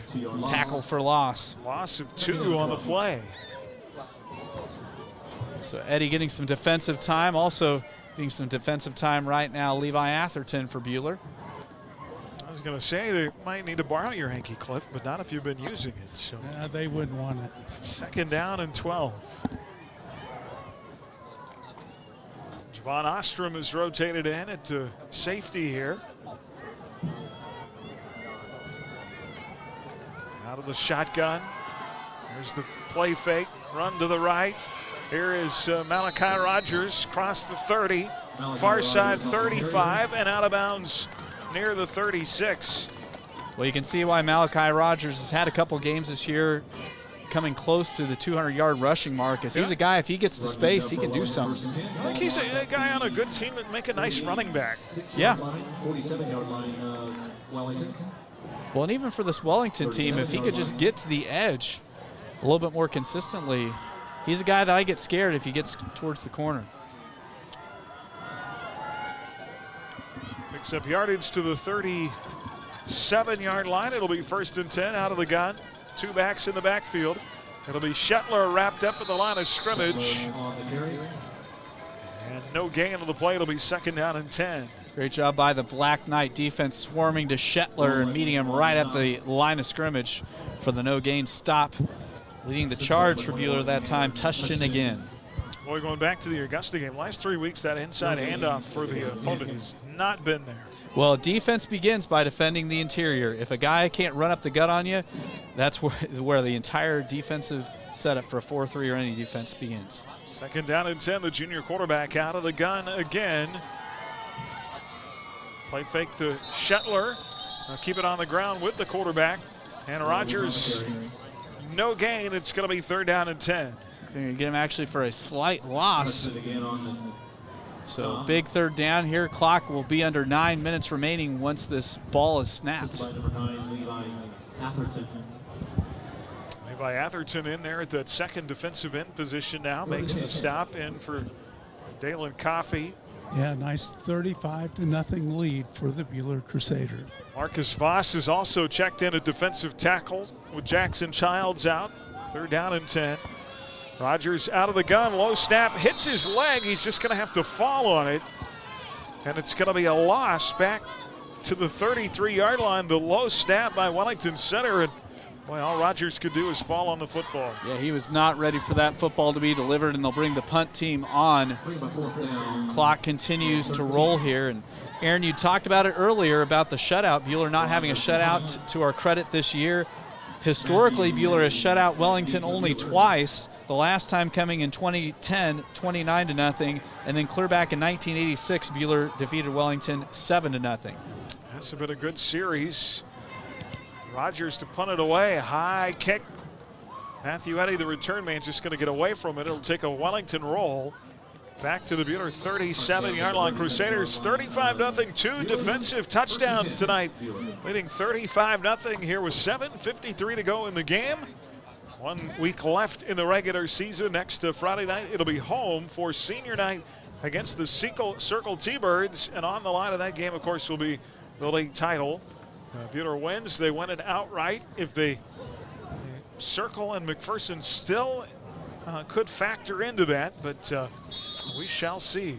And even probably more importantly than that league title, if the Crusaders can get the W next week, should secure the #1 seed in the West for this postseason.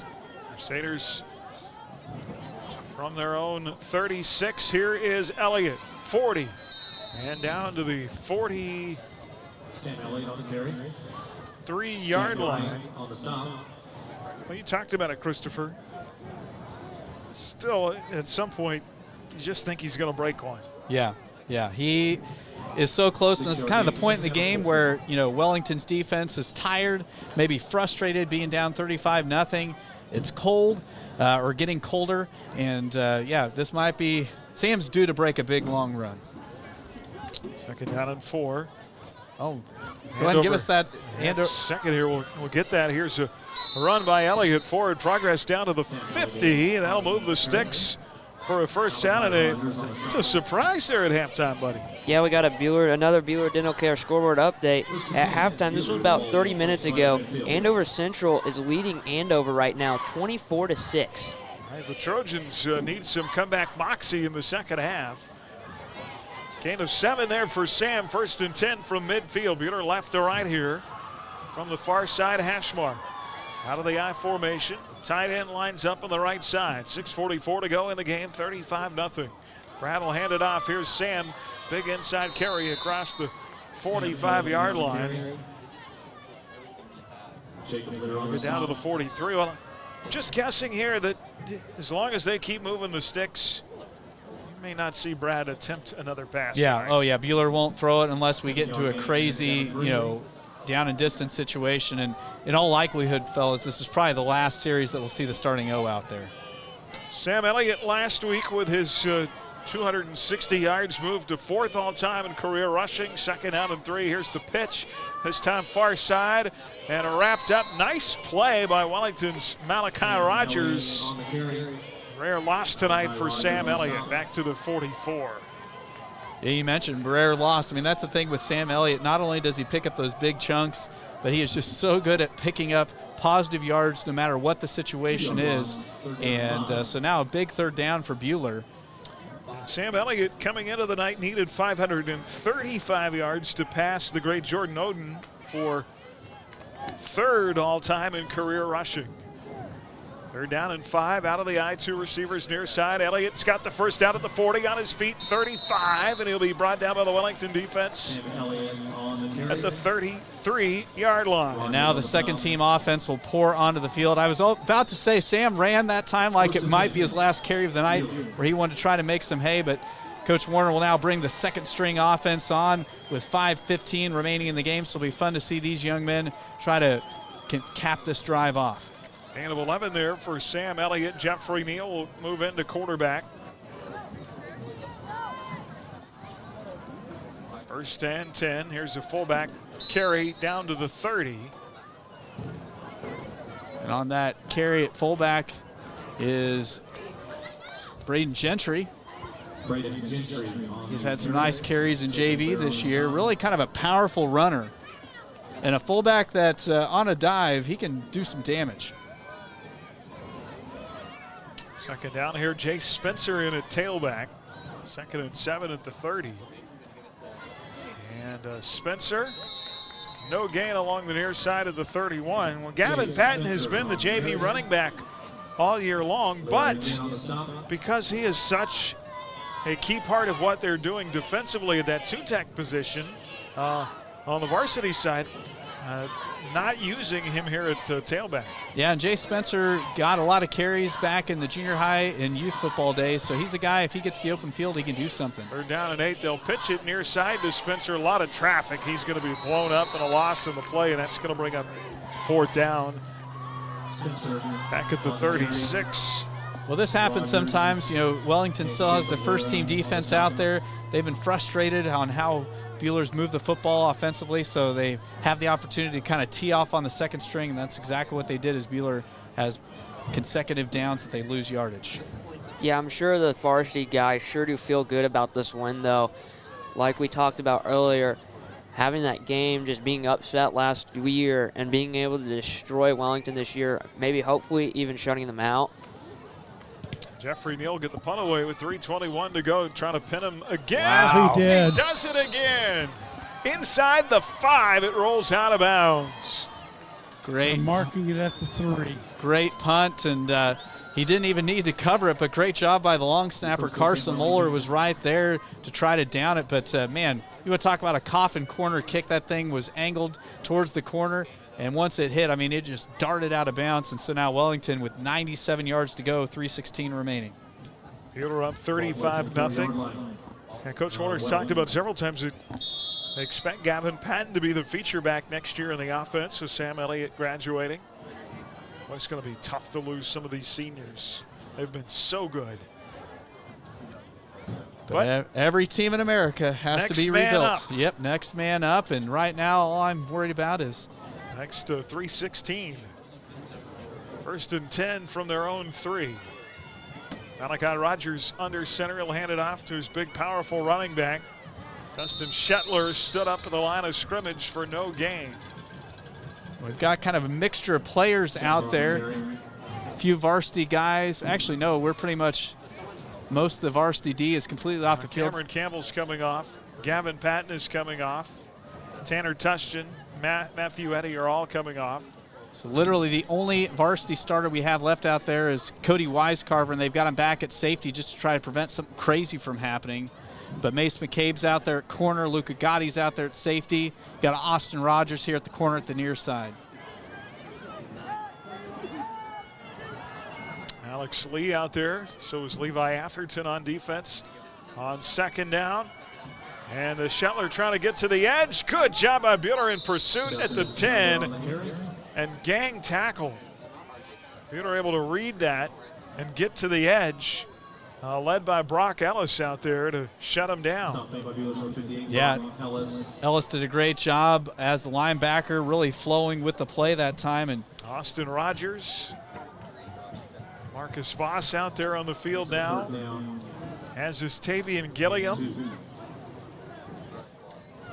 Okay, just got another Bueller Dental Care scoreboard update. Mulvane now leading McPherson 15-12. We do not know the quarter or time on that. 3rd and 2 from the 10. A safety. And timeout is taken. Timeout, Wellington. Braden Gentry also in at linebacker. Wellington timeout, 1:43 left. 35-0 Bueller. Back after this on HKFM, the Crusader Sports Network.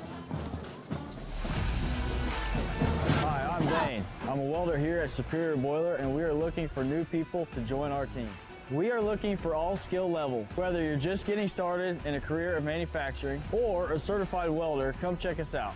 If you think you might be a good fit, we are having a hiring day Friday, October 22nd from 11 to 4 right here at our facility in Hutchinson. You can learn more or register on our website, superiorboiler.com. We hope to see you there. Are you tired of your dusty or muddy driveway? APAC Kansas Shears Division is here to help. This is Derek Fees. Call us and ask us about our asphalt millings. If you are a do-it-yourselfer, arrange for pickup or delivery at your convenience. Call APAC today at 620-662-2112. HKFM. Back here from Sellers Park in Wellington. 3rd down and 2. Wellington not on Bueller's schedule next year. We'll have Mulvane and Great Bend moving into the schedule. Here's a quarterback keeper. 1st down and then some. 20 breaks out of a tackle. 25-30. Up the sideline to midfield. 40, 35-30 and drugged down. Mace McCabe saving a touchdown deep into Bueller territory near the 25 and a big run by Malachi Rogers. We'll see where they mark him down. Mace McCabe was the corner on the far side, had to make a Herculean effort and just nicked him enough or he would have taken it to the house. So if the Crusaders can hold the shutout here, Mace McCabe is going to have an important role in that panning out. 68 yards in the run by Rogers, down to the 22 of Bueller, 1st and 10. Malachi under center out of the I formation. They've got to that a lot in the second half. Big inside hole, and boy, Dustin Shetler would have had even more, but he lost his footing and fell down at the 14. Turf Monster got him right there, and luckily for Bueller's case, he did fall down as we go under a minute remaining. Wellington still has 2 timeouts. They marked the ball down at the 16, a gain of 6, 2nd down and 4. Wellington choosing to not call a timeout here on a 2nd down. And here's the handoff. Shetler trying to get to the outside. He can't do it.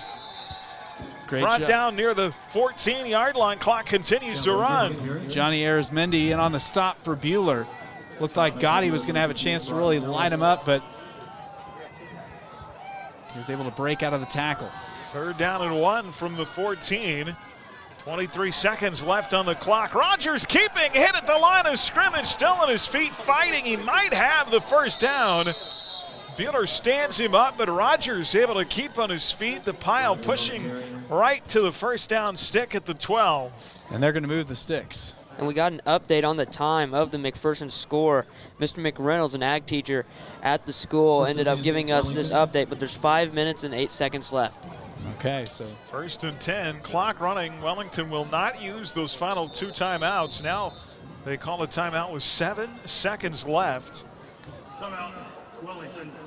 That is their 2nd timeout of the 2nd half. So unless it's some sort of really quick pass play, this would be the final play of the game. They could do a quick pass to the sideline. Or I don't know, have they tried a field goal yet this year, Aaron? I know they didn't send us complete stats. I do not know. Crusader football tonight brought to you by Ray and Sons Roofing, by Cargill Salt, by the Sheila Metzger Agency, by the Medicine Shop, and by Midwest Iron and Metal. Our play and player of the game coming. I already know who my bid for player of the game is. Oh yeah, there is no doubt on that one. We'll get those. Full recap coming up in our Crusader Locker Room show afterward tonight. We've been live this evening from the Allen Samuels broadcast booth. Allen Samuels, Chrysler, Dodge, Jeep, Ram. Come by, let's be friends. 7 seconds on the clock. 1st and 10 from the 12. Out of the I formation, Wellington. Rogers to throw, one-on-one to the end zone, and it's batted away by Mace McCabe.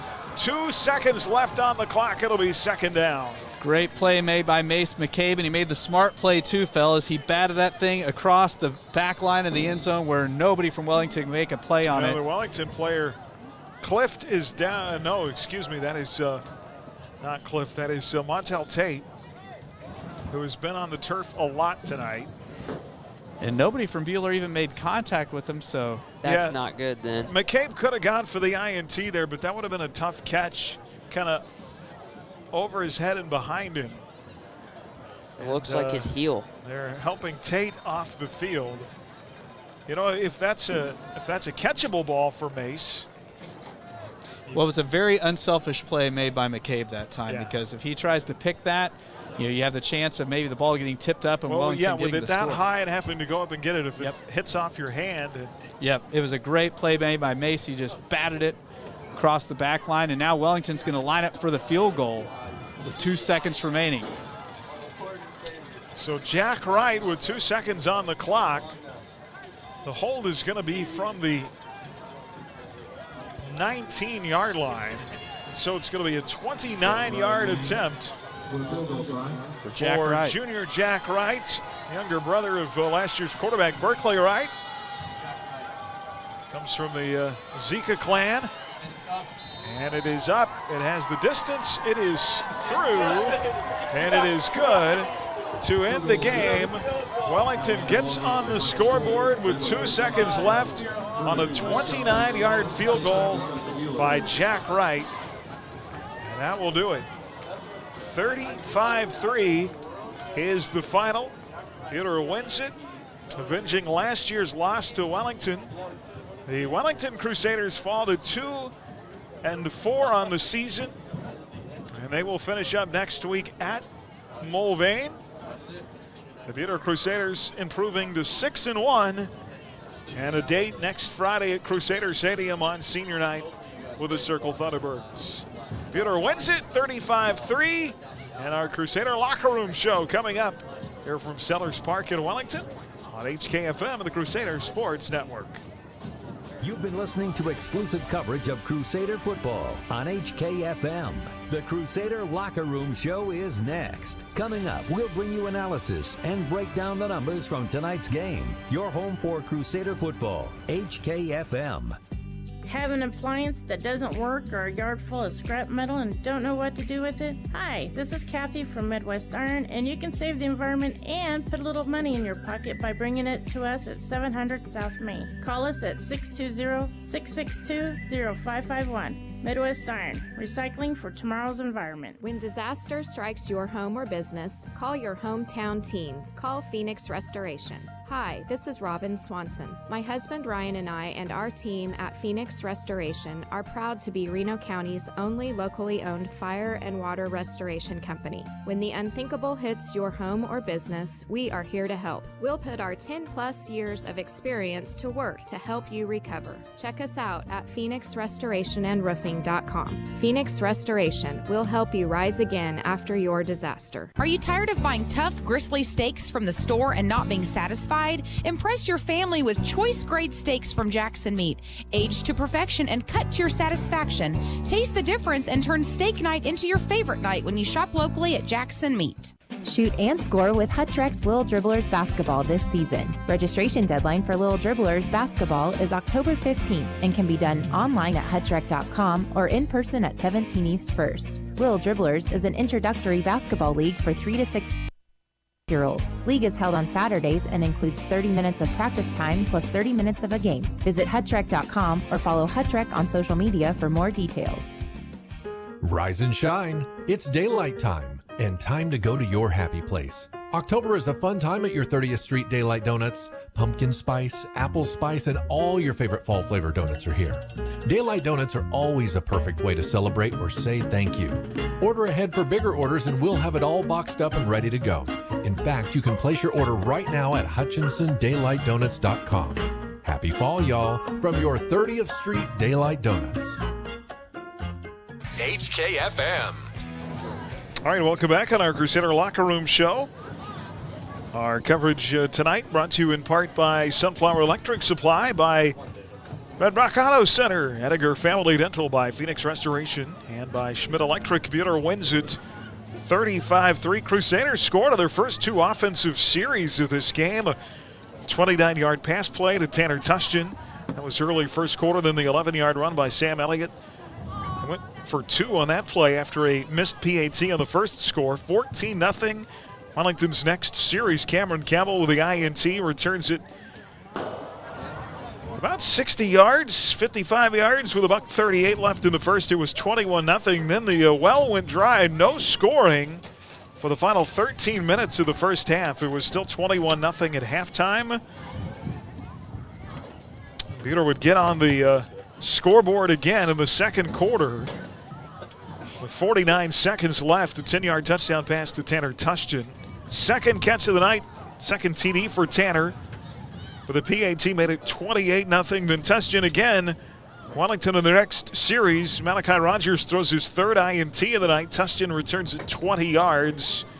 11:05 to go in the game. It is 35-0. That would be all the second half scoring for the Crusaders. And, of course, Wellington getting on the scoreboard right there at the end of the game with the 29-yard field goal by Jack Wright. So you look at it, Wellington defensively obviously played fantastic tonight. Offensively, they moved the ball, but, you know, if I'm kind of jumping inside the mind of Coach Warner a little bit, they didn't finish drives, and I'm sure that'll maybe stick with him a little bit. Yeah, I mean, and I tell you what, just the whole penalty situation, even though some of the penalties really weren't Buhler's fault, it's going to be something that, as a coach, you're always looking for things to work on, things to, very rarely do you play the perfect game that you can come away saying everything was great, we don't have much to work on. Buhler's got stuff to work on, which at this point in the year, you need some things to kind of, have to work on during the week so you can keep yourself sharp and, keep the big goal of trying to get the number 1 seed in the West and the league title in reach. Yeah, defense played fantastic, though, tonight. Yes, anytime. I mean, Buhler dang near had the shutout other than that late field goal and, really did a great job of just kind of dictating what Wellington could do. We talked about Malachi Rogers. This is a team that's pretty 50-50 as far as running and throwing the football. One of the things that maybe got glossed over tonight, we did a great job of taking away their throwing game. I mean, Wellington really did not have any success throwing the football tonight, and that's something that, this secondary continuing to play physical and just the pass rush, too. They were all over Malachi Rogers. And you saw late in the game we had our JV defense out there. Malachi Rogers is the guy, if he gets to space, he can hurt you, and Buhler really prevented that from happening this evening. Yeah, and the defense played great, as you said, especially it's a bit of a foreshadowing for next week with the secondary. Circle goes a 90-10 pass ratio, actually. So for them to be able to just shut down Malachi Rogers in the passing game and just the Campbell brothers and Javon and Cody and Brock, just to be able to contain all those receivers. They did it well last week as well. And then also just their typical run game defense. It's just for the defense, it's outstanding night, and and I would imagine that the second stringers feel horrible just about allowing that field goal, ruining the shutout. But hey, it's a field goal. Yep. Well, 4 more turnovers forced tonight. Now 16 on the year, 16-7. So Buhler is +9. It's been a defense. It's been a big play defense too this year. 2 touchdowns off those INTs as well. Yeah, anytime your defense scores, I mean, that's a big deal. And you talked about it, Aaron. I mean, this defense has scored multiple times tonight, and having a 2-night score on the defense, that just takes so much pressure off of your offense, and it really puts a lot of pressure on your opposition, because if the opponent's defense is scoring and their offense is scoring, you're kind of getting hit with both barrels. You talked about the offense not finishing drives. I felt like it was a night. I give Wellington's defense some credit. They've got some players. Never felt like, Brad in that passing game has been so steady this year and right around 90 to 100 yards, not making mistakes. Never ever felt like they got the passing game established. Yeah, that happened tonight. And, also, I mean, Wellington's defense kept playing to the bitter end. They really did. I mean, it was one of those things you think about. Sam Elliott had a lot of nice runs tonight, but Wellington continued to chop wood. And really there wasn't that play where, I mean, it's the reason Sam didn't have a big, giant run tonight was just because Wellington continued to play defense clear to the final tick. Well, yeah, and then also with Bradley's passing-wise today, I feel like he was a little bit more off balance than it was typically, especially being a little unsteady with the offensive line. Bodie starting, did a great job. by the way, as we obviously know. But just he was throwing off his back foot, and that one pick, it wasn't a very good placed ball, and he was scrambling. He threw it while on the run. Yeah, Buddy Redenbaugh moving into that big tackle position. Of course, hard, we talk about the just not finishing drives. I think both teams, when you have that many penalties called, it's so hard to establish consistency. Bingo. I mean, I know, Aaron, you love basketball, and you know how it goes in a basketball game. If there is constantly whistles blowing, it is so hard for an offense to get in a rhythm, and that really is kind of what happened tonight. Bueller would have, some things going their way, and then we'd have a, holding penalty or something that would just bring us back. But, no, it's one of those things that, a 35-3 win against a league opponent, on the road in a football town, that's something that any coach is going to take. All right, we'll get thoughts from Coach coming up. Chris will have our final numbers, and we'll take a final look at the Bueller Dental Care scoreboard when we come back. The Crusader Locker Room Show here on HKFM and the Crusader Sports Network. To the Crusader Locker Room Show. Listen to Crusader football on your smartphone with the Ad Astra radio app. Join head coach Steve Warner for the Crusader Coaches Show, Monday nights at 6:30 on HKFM. Hey friends and neighbors, Nextech Wireless here with a super exciting deal.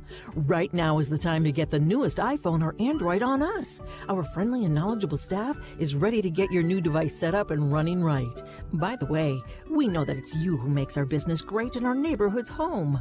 Thank you, Nextech Wireless customers. Visit, call, or text 877-621-2600. We are Kansas. Prairie Bank of Kansas is a local bank with local concerns. You'll find us in the heart of the community, helping wherever we're needed. We enjoy working with local schools to help promote activities like sports and extracurricular learning. We hope you support these valuable activities too. We'll be right here with you. Visit one of our locations in Stafford, Bueller, Inman, or Hutchinson, or check us out online at prairiebankks.com. Prairie Bank of Kansas. How banking should be. Some of the most important ingredients are the ones you can't see. At Countryside Feed, we offer consistency. Feed recipes customized specifically for your herd with meticulous formulas to provide reliable nutrition time after time. And traceability, the ability to track ingredients from field to feed to farm. To learn more, go to countrysidefeed.com or stop by and see us in Hillsboro or Mound Ridge. Your livestock need top quality feed. Made with pride by Countryside. Have a smile you want. Come and see us today. We have time for you. Open Friday and Saturday. Hi, I'm Dr. J. You can have the healthy, beautiful smile you deserve. Come see me today at Hutchinson Family Dental. Dr. J. Stuckey. Hutchinson Family Dental. HKFM. And welcome back on our Crusader Locker Room Show as Wellington hosting Bueller tonight. Bueller with the road win over the Wellington Crusaders 35-3. We'll get comments from Coach coming up right now. Let's go to Chris for the totals. All right, so taking a look at the final numbers. First, total offense. Bueller has 279 of total offense compared to Wellington's 267 yards. Both teams ran exactly 50 plays, so that's kind of unique. Through the air tonight, Bradley Neal was 4 of 10 for 61 yards. The 2 touchdown passes to Tanner Tushton. He also had the INT. For Wellington, Malachi Rogers goes 3 of 12 for 15 yards and has the 3 picks, 2 of which went back to the house. Taking a look at individual numbers for the Crusaders, Sam Elliott, Mr. Reliable, 29 carries tonight for 198 yards and 1 touchdown. Tanner Tushton, 4 carries for 19 yards. Braden Gentry has the 1 carry for 3. Bradley Neal has the 3 carries for 2. And then Cameron Campbell with a carry for 2. And Jay Spencer had 2 carries for negative yards. For Wellington, leading rusher of the game, no surprise here, Malachi Rogers has 20 carries for 94 yards. Dustin Shetler, 14 carries for 58, and then a couple other players with some inconsequential yards. Receiving yardage tonight for the Crusaders, Tanner Tushton, I tell you what, if you have 2 catches and 2 touchdowns, it's a good night at the office. He has 2 catches, 2 touchdowns, 39 yards. Matthew Eddy has his 1 catch for 13, and Brock McCurdy has his 1 catch for 9. For Wellington, their leading receiver was, that can't be right. I think they have Cope Henry with the 2 catches for 15, but they only had 15 yards of total receiving tonight for Wellington. All right, big night for Sam Elliott. Big night for Tanner Tushton. Let's get to our play and player of the game. Still waiting on Coach to chime in here. Our Dix Phillips 66 of the game tonight. Fill up on top-tier gasoline, snacks, and more. Dix Phillips 66. Family-owned for nearly 60 years at 4th and Stevens in Hutchinson. Every journey begins with a stop at Dix Phillips 66. And we're going to pick on Tanner Tushton for a little bit. He had a big night tonight, kind of a coming out party defensively. He's been leading the team, though, in tackles all year.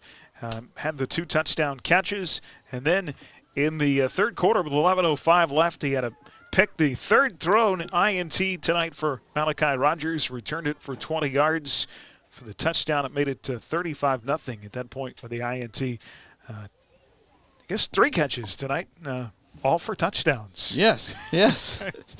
That's pretty impressive night, and that's one of those nights that Tanner is going to remember for the rest of his life. A 3-touchdown night's a big deal, and great to see that senior contributing in such a great manner tonight for Buhler. That's a really good family. Of course, got to see his older brother play basketball last year, and really cool to have them come in and for him to get a chance like that. Yeah, it's good being able to meet them the last 2 years. From coming from Montana, be good friends with Tanner last year as well as Tegan, and being able to go to his graduation party. Great family, and boy, can I tell you, their mom can cook. Well, there's not much else to do up in Montana but cook. I mean, it gets wintertime up there. You've got all those, that makes me hungry. All right, Tanner is also our Wifco Steel Products Man of Steel tonight. Player of the game, from storage tanks to steel walkways, stairways, and platforms. Wifco Steel Products, the expert in steel fabrication. Online at wifcosp.com. Good night for that defense. Cameron Campbell also had an INT return for a touchdown tonight. Both of them with their 2nd of the season. We talked about this defense just continuing to make plays. Now 6 defensive touchdowns in 7 games. And there are a lot of years when that doesn't happen. No. I mean, and the other thing, too, just overall being plus what we are on the season, because we were plus, what was it, coming into the we were plus 6 on the season in the takeaways? Because we had 12 takeaways coming into tonight. Plus 9 now. Plus 9. Okay, yep. So we continue to pile up, and that's always a great indicator of success if you are that positive on that side of the takeaway. All right, still waiting for Coach, and they, unusual here at Wellington. So the stadium is right to the east of the old middle school here. Of course, that middle school's been closed for a number of years. So I believe they have to track down to the new middle school, which is about 2 blocks away to the north, to get to the locker room. Yeah, it's a bit of a hike. So that is definitely a bit of a hike. But it's been a fun homecoming. Always love coming home. And I don't know. I'm kind of a nostalgic guy. I love the old grass field. Yeah, and it's a nice setting here in Wellington, and because a lot of times, like we talked about, the fields are in a newer part of a town or kind of on the edge of a town, and Sellers Park is nestled right here in the middle of Wellington, and the only grass field left that we play on this regular season. There's a couple other grass fields down in Division 4 of the AVCTL. Yeah, I think Clearwater and Andale. Clearwater is turf now. They get turf, so yes. Andale might be it. Yeah, it might be just here in Andale, the last 2 grass fields in the entire AVCTL. Our camera guy, Colton Hines, we won't tell you what he said about the stadium when we pulled up tonight. He was he hurt me. This is my home, and you hurt me.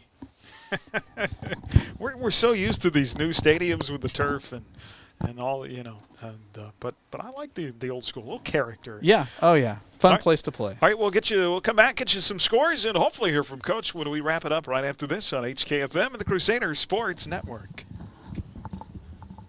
Follow our Crusader Hi, football this is coverage Jade on with the Idea sports Tech. page We at love bringing internet AdAstroRadio.com and on your phone with the Ad Astro Radio app. The Crusader Locker Room Show. You're listening to Bueller Crusader Football on HKFM.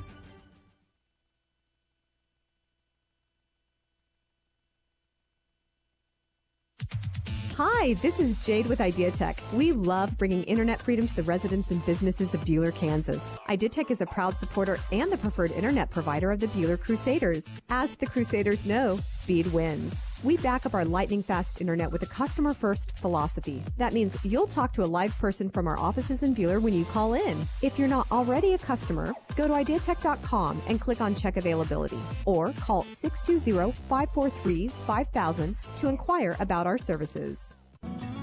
An alarming number of Kansas preteens admit to drinking alcohol in the last 2 weeks, which makes it urgent for caring adults to find every opportunity to talk to their kids about the dangers of underage drinking. Research shows when youth have multiple conversations with adults about avoiding alcohol and other drugs, they listen. Underage drinking lowers inhibition and increases the chance of risky, regrettable behaviors. Find tips on what to say at riseupreno.org or on Facebook at Rise Up Reno Prevention Network. The medicine shop, when you drop your prescriptions off, the personal care you'll find there will make you feel all better.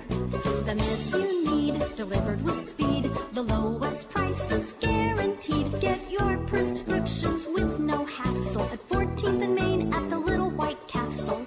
You'll feel all better at the medicine shop.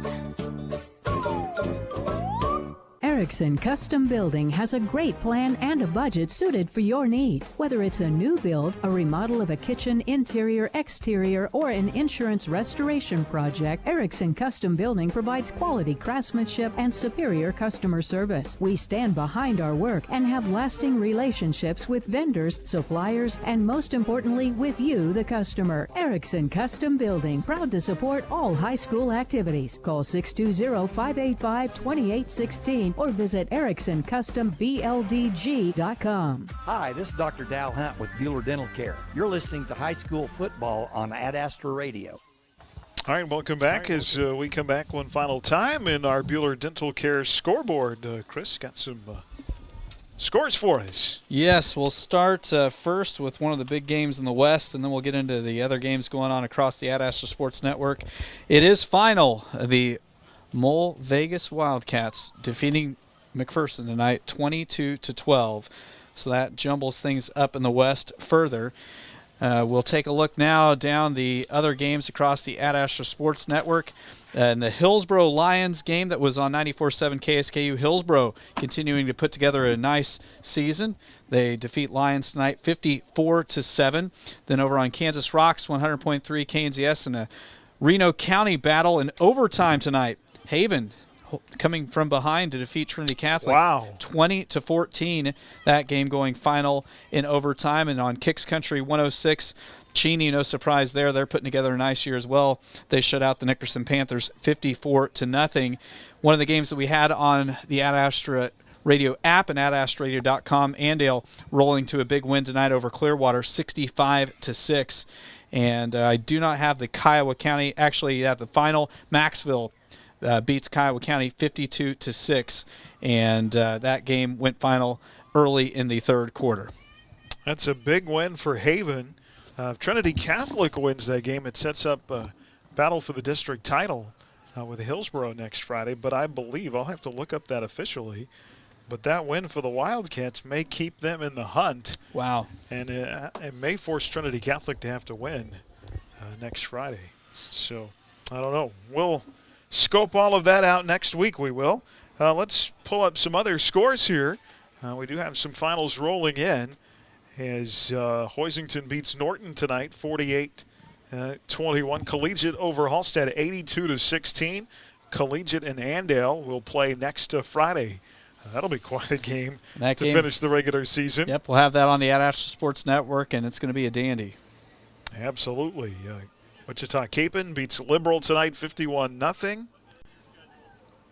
Inman shuts out Remington 60-0. 8-man Central Plains over Central Christian 32-6. Kinsley beats St. John 62-8. Holton over Rock Creek, 34-14. Arc City comes from behind to beat Valley Center tonight, 24-21. You mentioned McPherson falling to Mulvane. Augusta blanks Abilene tonight, 28-0. The final there. Fourth quarter, Dodge City leading Garden City 26-21. Actually, 29 all between the two rivals from Western Kansas in overtime. In the hatchet game. Yeah, that'll be a big one. Rose Hill leading by 2 over Winfield in the fourth quarter. 14-12 was the last score we had there. Wamego does beat Fort Scott tonight, so they stay with one loss in the West, 35-0. So both Bueller and Wamego gain their 13 points tonight. They both should stay 1-2 in the West standings. And those are some other scores in our Bueller Dental Care scoreboard. I believe. 2 more for you. Okay. So Big 12, or not Big 12, Reno County foe. Hutch beat Campus 28-17, and now Andover Central having a game. Andover's coming back 27-20 with 5:12 left to go.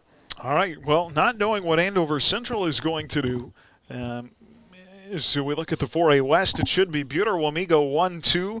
I believe McPherson and Mulvane will flip-flop at 4 and 5. And then we'll have to see what Andover Central does.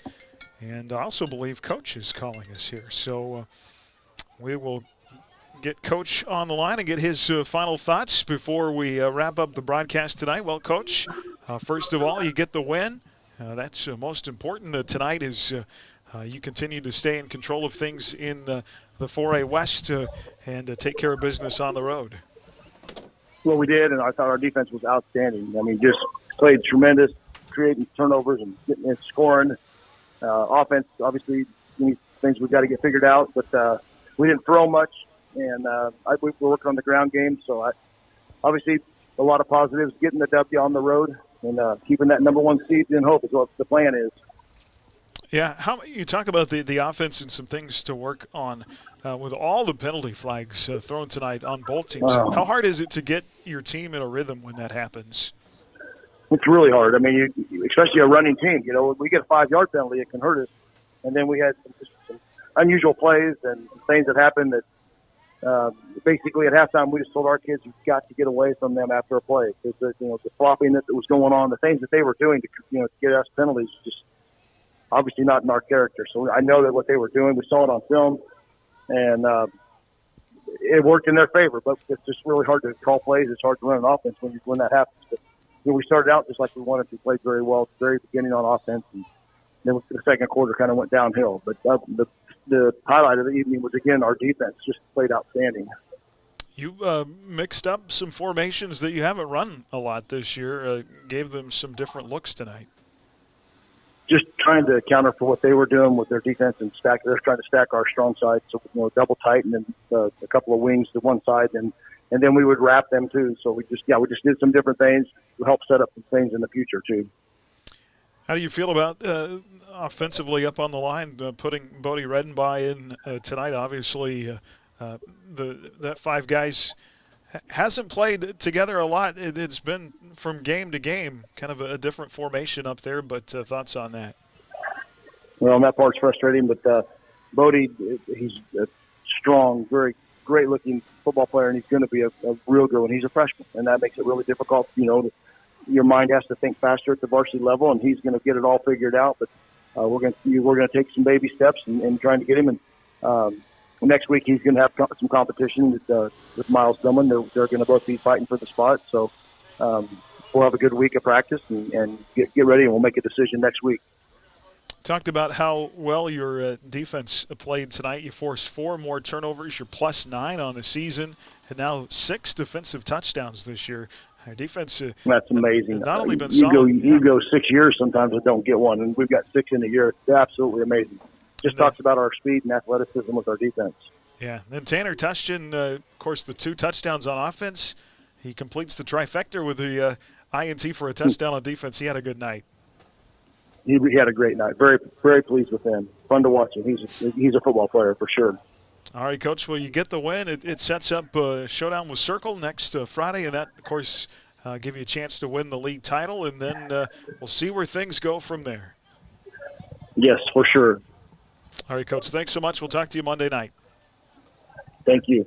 All right, that is Coach Steve Warner. As we wrap up with some final comments from him, and what I heard there is, hey, I'm super proud of my defense, but we're going to go to practice next week, and we've got some boxes to check off on offense. Yeah, I mean, and the nice thing about it, this team, played well enough to win tonight, and there's definitely things that they can work on. And as a coach, almost sometimes if everything comes too easy, then you sometimes worry what's going to happen when they face some adversity. So it's nice that they've got some stuff to work on. But overall, a really good night. When your defense plays as well as the Crusaders' defense has been playing this year, that takes a ton of pressure off the offense. And Sam Elliott is just so reliable on offense that we've got a good combination of a powerful running team that can throw the football when need be and defend as well as we do.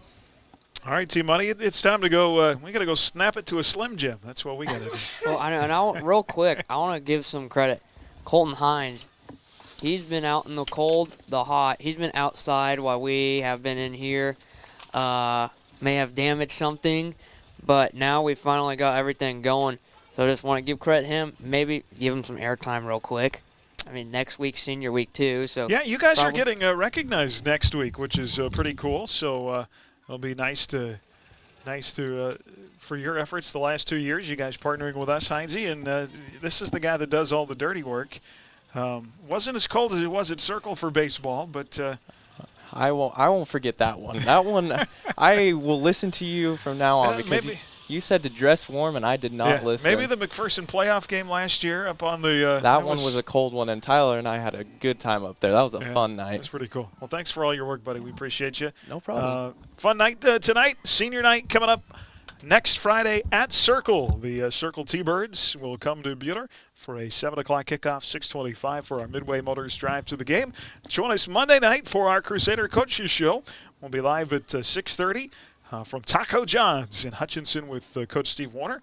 And a big day coming up in Sterling tomorrow. It is homecoming for the Warriors. They've got a whole host of activities planned tomorrow. And, of course, the game at Smizer is against the Friends Falcons, 1:30 tomorrow afternoon. And we'll be on with a Warrior pregame here at 1 o'clock on HKFM. Christopher, thank you. Cliff, good job on the sideline tonight. I think everything worked. So that's a good night of football. 35-3 the final. That's going to wrap it up here from Wellington. For Chris Shank, Cliff Shank, Tyler Adams, and our cameraman Colton Hines. Tyler, I mentioned you. Heath Schroeder back at home. I got too many names. Oh, my gosh. Here in the West, have a pleasant good evening. Have a great weekend. You've been listening to Crusader Football on HKFM and the Crusader Sports Network. What do you look for in an insurance company? Hello, this is Brad Patton from Wade Patton Insurance. If you're looking for